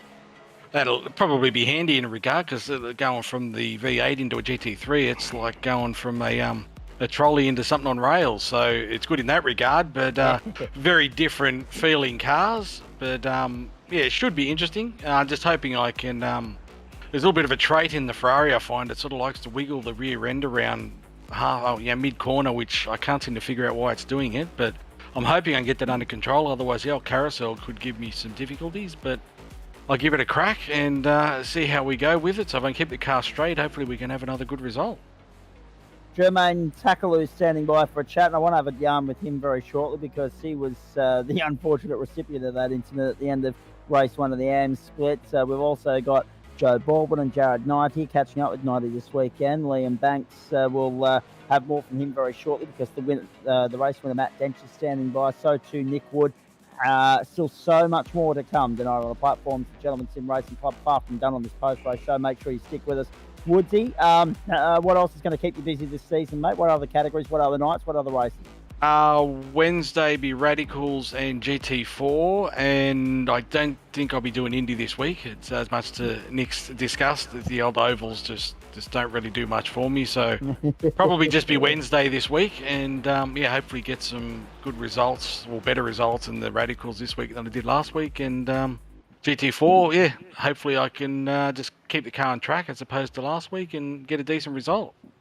Indeed. All right, mate, very nicely done. Hey, because of the amount of drivers I've got standing by here, I won't hold you up too much longer, because at the end of the day, we're going to hold everyone up until about 11:15 the way we're going. But thanks for stopping on by for a chat. Well done on the result, and hopefully that bodes well for the rest of the campaign, mate. Go well. No worries. Thanks, guys. Nick Wood's here, but I'm going to come back to you, because I want to go to Jermaine Takalu first and just put a full stop on the AM split with him, and also with trucker Joe Baldwin. Jermaine, unlucky at the end of race 1 there, mate. You had the car humming along nicely. You were going to be right in the thick of that top 10 there, and all of a sudden the last corner happened. Yeah, a bit of an unfortunate ending to that. I don't know what really happened. It happened all so fast. I think I was overtaking a back marker, and Sean just came out of nowhere real fast, so just didn't expect it. It is unfortunate. Occasionally you get into those compromising places on the racetrack where there's not enough room for the amount of cars that are trying to tackle it at the same time, especially when you've got a bare minimum amount of width to play with in terms of the bitumen there, because Jerez isn't the widest racetrack we've ever come across. So when you've got lap traffic as well as oncoming traffic, you're defending for your race position. Sometimes those accidents happen. Yeah, exactly right. I mean, I didn't like the truck to start off with, so this race doesn't change anything. But race 2 was a lot better. Yeah, that's it. Talk us through race 2, mate, because as I said, we were off watching the pro split by that point. P3 finish, but I think it will shift me down to P4 with the penalty I received. But yeah, just race clean. I was alone the whole race. Had no trouble, so pretty smooth.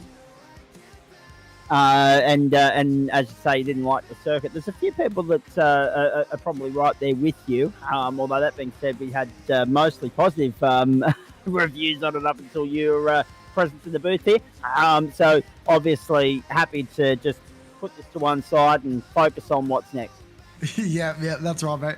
Happy to move on. I think it's Road America next, which is a track I think we all like. So looking forward to that. Yeah, it's a track we all like indeed. 90 minutes around there adds a whole different twist and challenge to it as well. Yeah, definitely. We'll see how I hold up with that. How are you enjoying the campaign thus far, mate? I mean, obviously tonight was a little bit of a blip in the road, but it's only round 4. There's another 6 to come, and you've clearly got some pace on board. Oh, mate, I'm loving it. I'm coming for that number 1 spot, so just keep on going. I love the confidence in which you're speaking with, ladies and gentlemen. Very nicely done. Hey, Jermaine, I won't hold you up too much longer, mate. I just want to see if Liam Banks has a question for you, and then if not, we'll press on. Banksy? Missed out on a podium tonight. Hopeful that you can make it up next week and get a podium at Road America. Oh, I would rather it at Road America, so yeah, I'm looking forward to that. Look, like, okay, let's be perfectly honest. If you could have got a podium here, you would have taken it, no doubt. I would have taken it running. Yep. Oh, dear, I love it. I love it. Hey, very nicely done. Thanks for coming on by, being a good sport and having a chat to us. Unfortunately, as you say, it pushed you outside the top 10 there, but you clawed your way back. You got to the finish line. You persevered with it. You can put this one to one side, maybe on the NTA list, the never to tour again list, and look forward to Road America next Monday night, mate. Thanks for that. Cheers, mate. Cheers, guys. Thank you. Very nicely done. Bounce across you, go to Joe Baldwin on the other side of the nullarbor there. Hey, Trucker, Jermaine's misfortune ended up being your fortune, really, because you ended up leading the field to green for race 2. I did lead the field to green in race 2, but I'm sort of embarrassed. Race 1, yeah, look, I do my utmost to race clean, and on lap 1 there, I think I thought there was still a bit of distance between me and Will Yarwood. I think I just picked the throttle up a little bit early and tapped him there when everyone was congested and spun him. And I got a 25-second wrap on the number for that one. So I think I'll end up about 18th for race 1. But yeah, I seen Jermaine spun around there at the last corner and thought, oh, hang on, that's going to have me good for 10th. So, and like race 2 was a lot better. I made the most of it. Ended up finishing 2nd. I can't think what the gentleman's name is. One of the guys had a bit of an error with 2 laps to go. So yeah, couple of mistakes on my behalf in race 1, but race 2 was a lot better for sure. Well, let's be perfectly clear here. You are the beneficiary of the shortcoming of the iRacing software in the sense that you get to keep that 10th place finish on track and start P1 for race 2. If the penalty could have been applied mid-server, you would have ended up going down the order. But in saying that, you took that opportunity, you ran with it, you converted it into a 2nd place finish, mate. So not all lost. No, not all lost. It's like I say, I'm just embarrassed by the 2 incidents in race 1. The second one there with Braden O'Loughlin, I had everything locked up. He moved a bit later than I was expecting, and I just couldn't pull the car up and turn him there at the last corner. So that one was on me as well. But I don't know, maybe the penalty, if it had been applied to race 2, it would have hurt me a lot more, but I'm not going to tell them to do that. No, you got to take the results when we can get them, I guess. Exactly right, mate. Now, obviously, we'll be seeing you on Wednesday night. We'll be seeing you Thursday night as well, and we're looking forward to that with the Porsche campaign continuing. But before that, how did Mountain Men go on Saturday night, please? Saturday night, we ran the IRO5, like the 2005. You're not allowed to say IndyCar anymore, apparently, but we'll call it the IndyCar. Yeah, we end up with a bunch of guys. Not Formula 1 open wheel car. Yeah. That's the one. Yeah, I think we end up with like 25 or 28 cars, I think, just off the top of my head. And there was one guy there, he smoked us by like 1.6 seconds a lap. He was unreal. Was an American fellow, but I ended up 2nd for the club members. So doing well, but it was good, clean racing by everybody. The Mountain Men seems to be going from strength to strength at the moment with numbers. It's we got the Arca Menards Chevy coming up this weekend, which I almost wish I had picked the Gen 4. It's a lot nicer car to drive, but the Arca is very similar, just with less horsepower. So that'll be a complete change of pace this Saturday night for what we're going to run. So hopefully we'll get another crowd of guys in there that get interested and want to join into the club. Yeah, indeed. Hey, Looking forward to getting your thoughts on this one, because next week, Road America, 90 minutes. And, I mean, you haven't been too flattering with your appraisal of GT3 cars in the past, but you're persevering with it this term. You're in the Ferrari, are you not? What about 90 minutes around Road America? It is a great racetrack. It should be very exciting. I love Road America, and look, the GT3s are very slowly growing on me. I wouldn't say fast. I think the new Ferrari, it's almost changed my view of the GT3s. I was struggling with the Porsche, and I tried the BMW and just couldn't get my head around them. I'm not skilled enough to drive those apparently, but the Ferraris just, I don't know, it just seems a little bit easier to drive, and I concur with what Paul said before. The rear of the car just insert, like, I don't know, under braking it should turn in every now and then. It'll just have a random snap, but I might actually do a bit of setup. If it's an hour and a half race, you want to have a decent setup, not just the basic iRacing thing for there. So looking forward to Road America. It's certainly a fun venue. So yeah, we'll try and get a set up and put in a good showing there for the longer race. Indeed. Hey, I'll ask you on Thursday night what we can look forward to with regards to Mountain Men this coming Saturday. But in the meantime, mate, thank you for stopping on by for a chat. Looking forward to catching up with you later in the week, and go well. Certainly. Thanks, guys. From Joe Baldwin, we move our way to, let's go to Nick Wood firstly. Second second in that race just gone was Jared Knight. We'll get to him in a moment, and of course the race winner was Matty Dench. But Nick Wood, it looked rather lonely towards the back end there, but lonely is good in this sort of caper, because pressure cooker situations lead to drama, as we've already heard on so many different occasions throughout the course of the evening in this post-race show. So therefore, when you're out on your own, the onus is on you to hit your markers and bring it home in one piece. You did that, and you were well clear of Wayne Hewitt in fourth place. So another podium finish, mate. Well done. Yeah, thank you. It was a great night of racing, actually. The first race, we had Jake Jackson and Sam Chapman there the whole race, just trying to get past, and yeah, it was pretty intense after the first turn issues. And yeah, this last race was really good. Obviously I had nothing for Jared or Matty. They were way off in the distance, but happy to take a P3. And you must have been happy to somewhat avoid all the drama that unfolded in the early stages of that second race, mate. Yep, definitely. I don't know how it was all going on around me, but yeah. Too many of your teammates got involved for the sake of it, though. Yeah, exactly. The poor Twitchy Foot Racing team didn't have such a great night. But no, everything else was twitchy. Yeah. Body work, framework, everything. Oh yeah. But you know from having been a member with us for quite a while now, and just how fraught with danger the early stages of those invert races are. Oh, exactly. You just got to keep your nose clean and get through it, and yeah, that's glad that happened tonight for me. And good to see you persevering in the BMW as well, mate. It looks like one of the two manufacturers to have at the moment in a GT3 Pro setting, because, as I said, in the AM split, there were 5 different manufacturers in the top 10. Up here, 4 Bimmers, 4 Ferraris at the end of that second race in the top 10.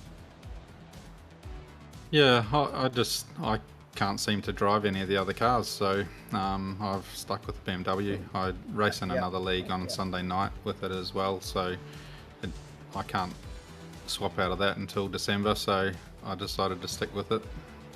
Got to stick with what you know, mate. I love it. In the meantime, Banksy, take over just so I can catch my breath here and have a sip of drink, and throw some questions in Nick Wood's direction for me. Yeah, absolutely. Podium tonight, which is a decent result. How many more podiums do you reckon you can get this season? How much luck was involved in this, or do you think you'll be a constant podium in threat from here on in? Oh no, quite a bit of luck, really, to be honest. Having said that, if you keep out of trouble, it's a possibility, I guess. But yeah, I qualify usually just in the top 10, sometimes just out, and so that's where the pure pace is. But yeah, if you keep your nose clean, it's good. Yeah, because particularly around a track like this where it's difficult to overtake, so there's going to be a few incidents like the one on the screen, or or teammate. Yeah, teammate. I mean, there's so many of you. We could probably just say teammate randomly, and it'd probably be accurate. Yes. You guys are ready to get out. It was quite funny when you're seeing like two of the Super racing guys at turn 1 having a bit of a mare, and then there's another 5 further up the field going just fine. You almost backtrack in comms, like, didn't we see them all go out? Oh no, wait, that's right. There's like 10 of them. Exactly right, and we're missing one tonight. Glen, he's in the hospital tonight, so he's having a bit of trouble. So, just want to say, keep going, mate, and get better and come back. Yeah, we wish him our best as well. I was going to say, that's one reason why with a few troops down, it didn't even occur to me because we've had 3 different races on tonight. You don't think about who you're missing until it's mentioned at the end there. But yeah, Glen Arnott, a notable admission on a Monday night. So hopefully he's back firing on all cylinders before too long. So to Greg Padgett, we know that he's been through the wars throughout the course of this year as well. Hey, Woodsy, while I've still got you, let's just quickly ask you about next week in Road America. We know that the horsepower of the BMW will love that setting. What about you? Do you like the circuit? Yeah, I like the circuit. I hope I just don't make the same mistake I did last season and spin it before we even get off the start line. Well, I was going to say the start line will be the early laps there will be rather exciting. We don't bring you the pro split next week, ladies and gentlemen. If you're tuning in on the platform for Gentlemen Sim Racing Club, we bring you the AM split next week. We'll have the 90-minute race from Mount Panorama for the pro split later in the campaign. This point of the championship, mate, are you happy with how things sit from a personal standpoint? Oh, definitely. I couldn't ask for more, really. I haven't had the best luck in the earlier races, but yeah, tonight's really helped. I think it's probably pushed me up a couple of places, maybe. And as we often say here, consistency pays off. Consistency wins championships. Good points hauls make the difference. Keeping your nose clean, it all adds up. Hey, Nick, thanks, mate. Appreciate that. Go well for the rest of the night, and we will catch up with you later in the week. Yeah, thank you, and thanks to Digital Race Engineer and Player One Sim Gear, and my personal sponsor, Osfilter Warehouse. All your water filter needs. Indeed. Hey, thanks to Nick Wood, Jared Knight. Let's bring you in at this point in time. The best of the BMWs tonight. I kind of want to start with race 1. What happened? Because to start second in race 2, you had to end up 9th in race 1, if I'm doing my mathematics right. So, what exactly the bloody hell happened there? Because it's not like you to be that far down the order. Yeah, unfortunately, the aforementioned shenanigans at turn 1, I was victim of on the outside. So, driving a damaged car for the rest of the race, and just had to battle back to get back inside the top 10. Just before I come back to you, mate, 5 past 5 local time in India and 25 to 11 Eastern Daylight Time. The One Day International World Cup, Australia, Sri Lanka. Sri Lanka fought for 170 out after 32.1 overs, and that's after rain stopped play. Covers are off. Play will resume shortly. Whether we have less overs, revised targets, and that sort of stuff, hopefully I'll have the answer for that to that for you before the end of the broadcast here. In the meantime, you can watch it live on Nine's Wide World of Sports. 90, obviously, that presented you a nice opportunity to buy some clear air and some clear real estate and potentially some time in the second race. You must have had your fingers crossed that they would keep, they being the rest of the pack, keep Matt Dench at bay for as long as possible, but he still found a way to reel you in. Yeah, I was really hoping to makes sort of short work of Jonathan Hooper there. Sort of no disrespect to Jono, but yeah, the Beamer was just a bit underdone at this track, and yeah, it's already hard enough to pass as it is. So yeah, I was stuck behind him for a few more laps than I wanted to, and yeah, once I sort of saw Denchi just chilling at the back there and know what he's like, yeah, it's just really couldn't do anything once he got through, and yeah, wasn't really surprised to see him come out in front of me at the stop. Well, this is true, and the way in which he just reeled in that deficit, I think it was 2.1 or 1.9 seconds, somewhere around that vicinity. It didn't take him long to, once he brought some clear air of his own, track you down. Yeah, I think it was actually around 4 seconds when he got to second. So yeah, it says a lot about the man, and he sort of dangled the carrot towards the end.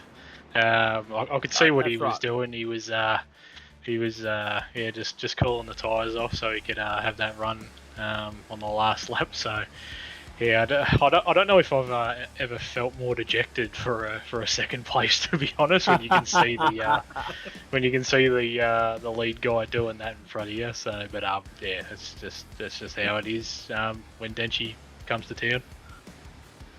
Let's be honest. Right? That's not the difference between Ferrari and BMW. That's just the difference between Dench and anybody else. And to be fair, as dejected as you may be, we've come to expect this now, haven't we? This is familiar territory. This is standard procedure.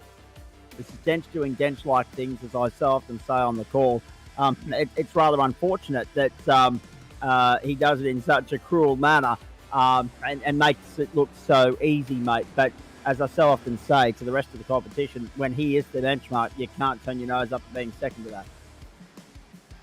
Yeah, you can't really. Yeah, he's had a lot of experience at driving and racing in some of the more high-profile races on iRacing, and yeah, you sort of see why and see the gap between the rest of us when he comes to race in GSRC. But yeah, you just got to deal with the cards you get, and yeah, if a second's the best you can do on the night, then that's what you strive for. Banksy, fire some questions at 90 for me, please. We kind of already covered it a little bit, but you said you wanted to try and make quick work of who was it? It was Jono Hooper. Jono, thank you. Yeah, Hooper, and see if you can build a gap to Denchi, and then you did eventually get past him, and Denchi was still in, I think, 5th place at the time. Did you believe for a moment that the win might be on? You quickly pulled out a sort of 2.5 second gap. Like, did you believe, or was it always in the back of your mind like, oh, I don't think this is going to happen? I wasn't too sure because of the incident in race 1. I didn't sort of get to see Denchi's pace. I saw he won the first race by sort of 4 seconds, but yeah, I didn't sort of get to have a first-hand look, so I actually wasn't too sure what his overall pace was. I knew that it was a lot faster than the guys he was racing with, but yeah, I was kind of hoping to get through a little bit earlier and probably just make that gap a bit more come the stop. I reckon if I could have had it out to maybe 6 or 7 or 8 seconds, it might have been a bit tighter. Look, at the end of the day, if that was the case, he probably would have had too much for me in the end. But yeah, it's. Let's turn our attention very quickly to two things here, 90. Next week, Road America, 90 minutes. Is that going to be an opportunity to dethrone the great man? I'd like to think so, but yeah, history will tell you that yeah, probably not. You give Denchi 90 minutes to race, it just gives him 90 minutes to pull a gap on you at the front and save fuel and save tyres. But yeah, we'll see how the new Ferrari goes there. And, I don't know, it might cook its tyres a little bit, and yeah, the Beamer is obviously going to be fairly strong with the horsepower, but yeah, not setting expectations too high, but yeah, if we can just keep a run of podiums going, we'll be happy. Now let's turn our attention to what's happening this weekend, because let's face it, Sunday's a nice little warm-up for you for Monday. You're getting to do some real-world motorsport, and I'm going to be there with you. We're heading out to the Orange Kart Club, final round of the Four-Strike Karting Association of Australia Series, Four-Strike Karting Association of New South Wales Series, I should say, for this season. 6 hours around there, and some orange plates on the line. Just tell us a little bit about your setup and who your teammates are, and what we can expect and what you're looking forward to. Yeah, so we've only just sort of taken it up this year and started running in the 4SKA series. So yeah, we'll just be putting around in the club class, but yeah, we'll be I'll be running with Russ Green, who sort of intermittently shows his face in the Gentleman Sim Racing Club, and Dean Green, no relation. He previously raced in GSRC. He hasn't for a while, but yeah, just a 3-man attack at 6 hours, and yeah, just see how the number 27 barrel goes. Looking forward to it immensely. Looking forward to getting out there late Saturday afternoon. Actually, I do my West Bromwich radio commitments from here in Cessnock, and then basically the car's going to be packed and ready to rock and roll. I'll be out there late Saturday afternoon, early Saturday evening. I'm just disappointed that the all-you-can-eat Pizza Hut out there is no longer in operation, to be perfectly honest. Back to the drawing board with regards to dinner ideas for Saturday night. But Nighty, what we'll do is we'll be coming to have a chat with you on Sunday in a chat that we can share on the Four-Strike Karting Association page, but also on the GSRC page as well. So looking forward to that. Always nice to get that correlation between Sim World Racer and Real World Racer. So we'll add another chat to that on Sunday. Go well with the prep for that. Go well with the rest of the week of sim racing, and we'll see you in Orange. Yeah, cheers, Zach. And unless my eyes have fooled me, I believe the all-you-can-eat Pizza Hut is still going. I was only out there last week, and yeah, I could swear it was still open. So you might be in luck. I actually was talking to sources that are running the series, and they've given me a bum steer if that's the case, because they said no, it's not there. Because I was disappointed when I went to Dubbo and the all-you-can-eat there is no more at the old Sporties Club. So we'll see how we go. If it's there, I can guarantee you, my old housemate in Bath has just said, let's have dinner Sunday night. That's exactly where it'll be. Good on you, Nighty. All the best. Take care, Zach. Oh, brilliant. Let's get to the race winner. We've got Jamie Budd back in here as well from Race Control as well. Jamie, have you got anything to report to me? Oh, no, not really. I was just talking to some of the drivers from the last session and thought I'd just come back up. Funny enough, I was counting back a little bit. I was also at Eastern Creek yesterday for MRA. Yes. Now, you and Chapo and I might have a chat about that one off air, because I haven't had a chance to talk to anyone that I didn't see yesterday. There were so many people there that I did not get a chance to say hello to because of the XL being 440 deep as far as the field size was concerned. So literally one of the busiest days I've had in that paddock for a while. But yeah, hang around. We'll have a chat. In the meantime, let's get the race winner in here. Better late than never, and saving the best until last, and all the other superlatives. Denchi, you've done it again. Just come in here and clean this up. Well done. The Ferrari's going along beautifully, and it's another finger on another championship as far as I'm concerned. Yeah, it's a pretty good night in the office there tonight. Track's a little bit deceptive. The track surface looks like it's really grippy, but it feels quite greasy and pretty slippery in the Ferrari. So yeah, we managed to cut a couple laps last night and get a hand up on the setup to have a good night tonight. And the Jerez circuit, not everybody's cup of tea, but it seemed to suit you okay. Yeah, it's actually quite a nice flowing track. It's yeah, if it was just a tiny bit more grip, it'd be even that much better. Now, earlier when we were talking to Nick Cox, we were talking about the woes for the Twitchy Foot boys in the early stages of race 2.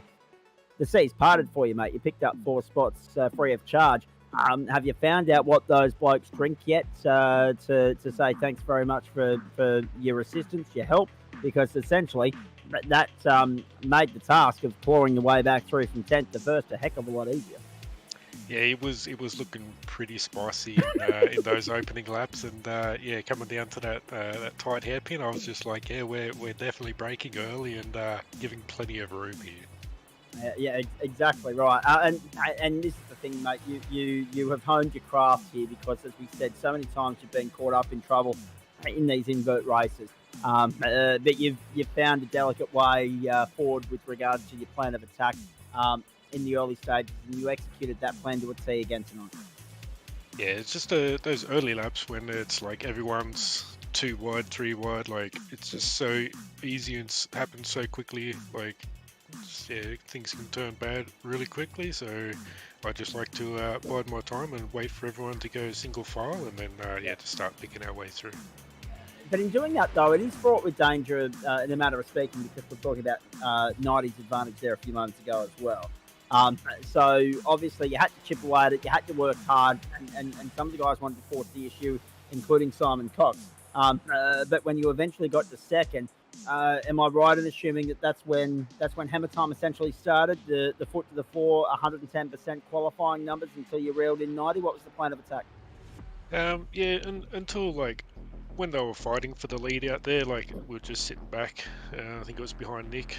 We're just sitting there saving fuel, and then yeah, once Jared got the lead there, and he just started putting in the laps and getting that gap out. You know, you're sort of trying to keep an eye on it, and then you know you're kind of thinking, well, you've got to start pulling the trigger and trying to find a way back to the front. And yeah, I think if you had got like 6 seconds, so like another 2 seconds gap, things could have got pretty spicy in those last couple of laps.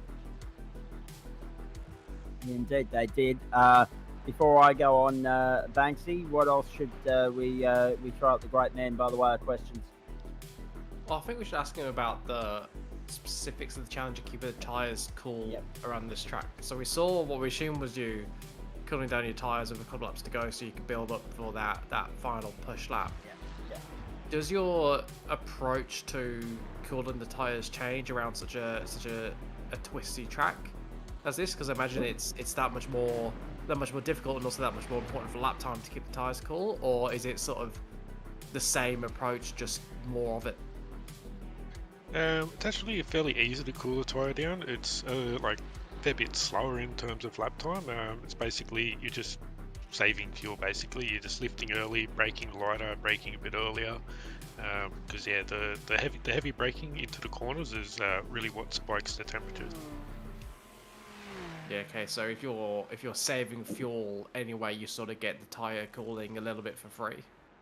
Yeah, like in race 1, I just went like as fast as I could from the get go, and yeah, the car got super loose, like within like 7 laps.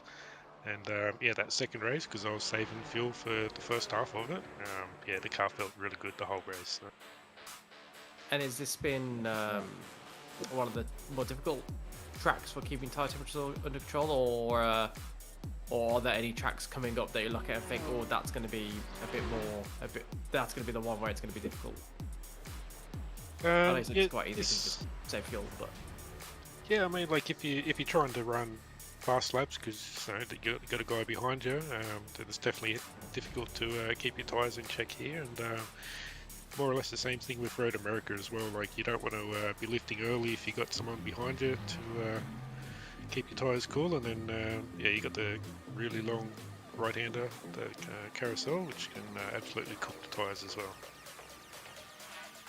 Now, I'm just going to jump back in at this very point in time for 2 things.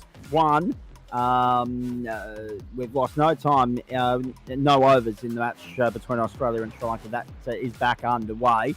So just to adjust your recorders if you've got the game set up to record overnight so you can watch it tomorrow, ladies and gentlemen. because it could go a little bit late.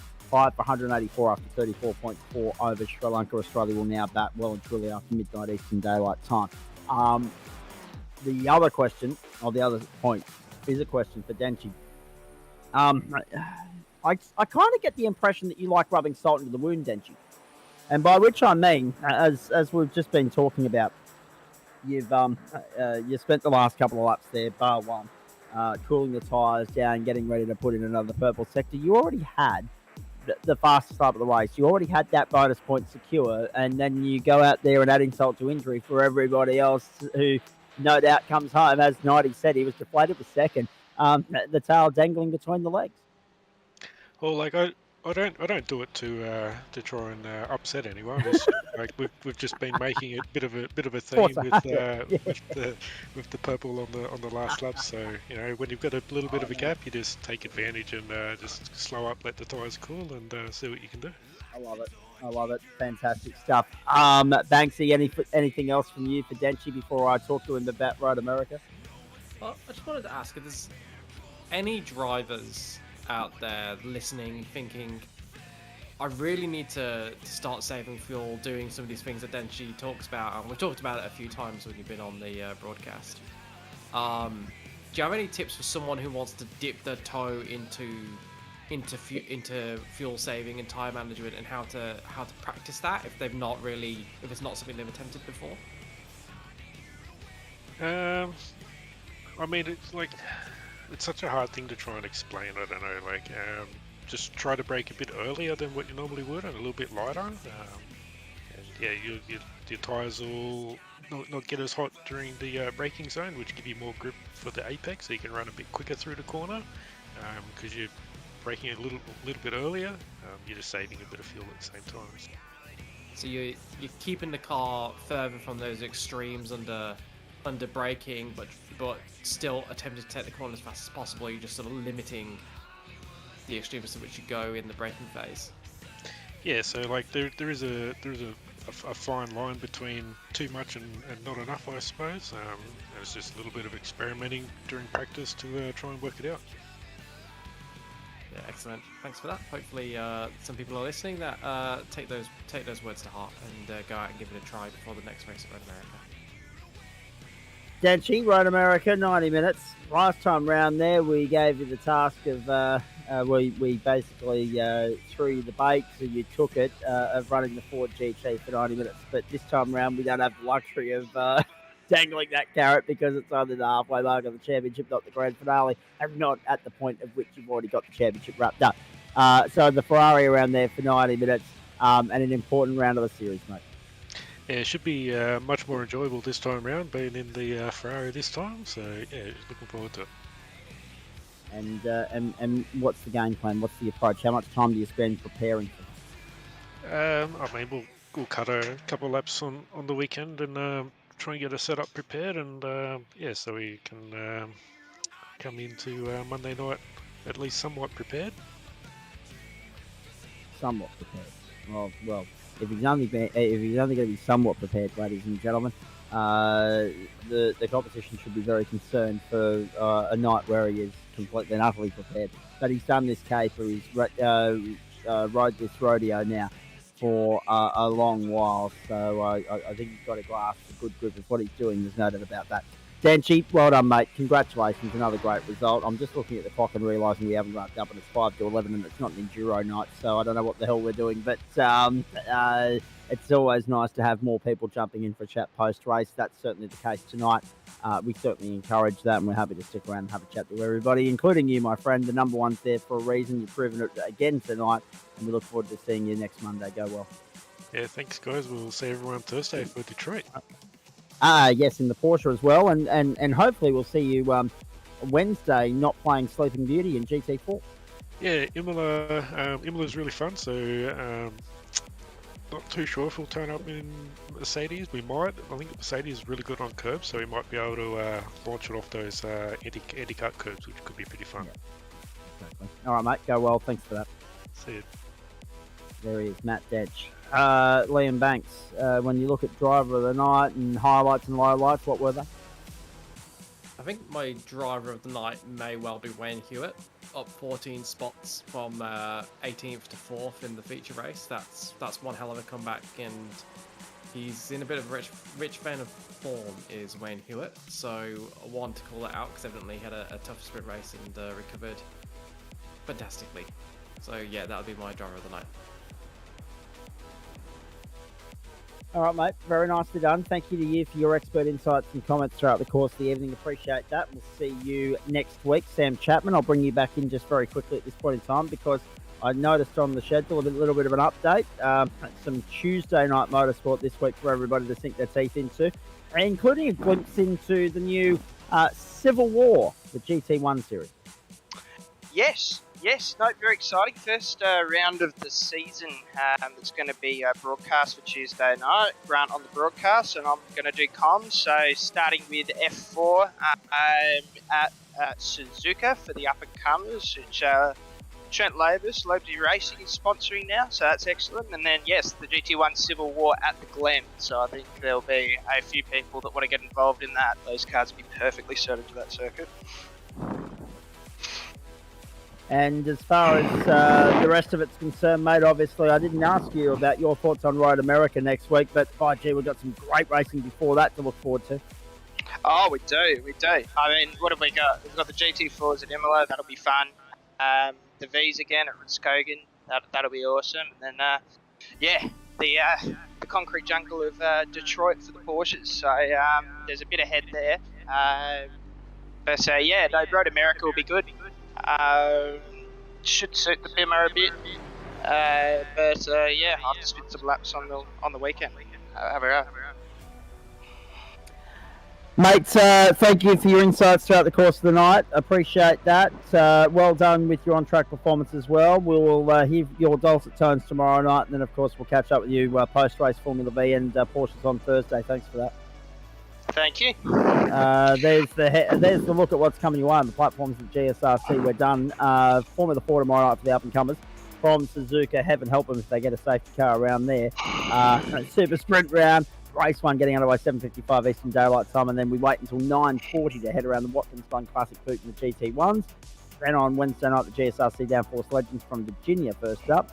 7:45 Eastern Daylight Time. Aidan Schultz and Daniel Correa-Sar with you for that, and following it will be a 40-minute sprint for GT4 with thanks to Orbit Australia from the Imola circuit in Italy. That's 9 p.m. Eastern Daylight Time. Thursday night, I'm back with you. Hopefully firing on a few more cylinders than tonight, I might add. How could I not be? It's Formula V.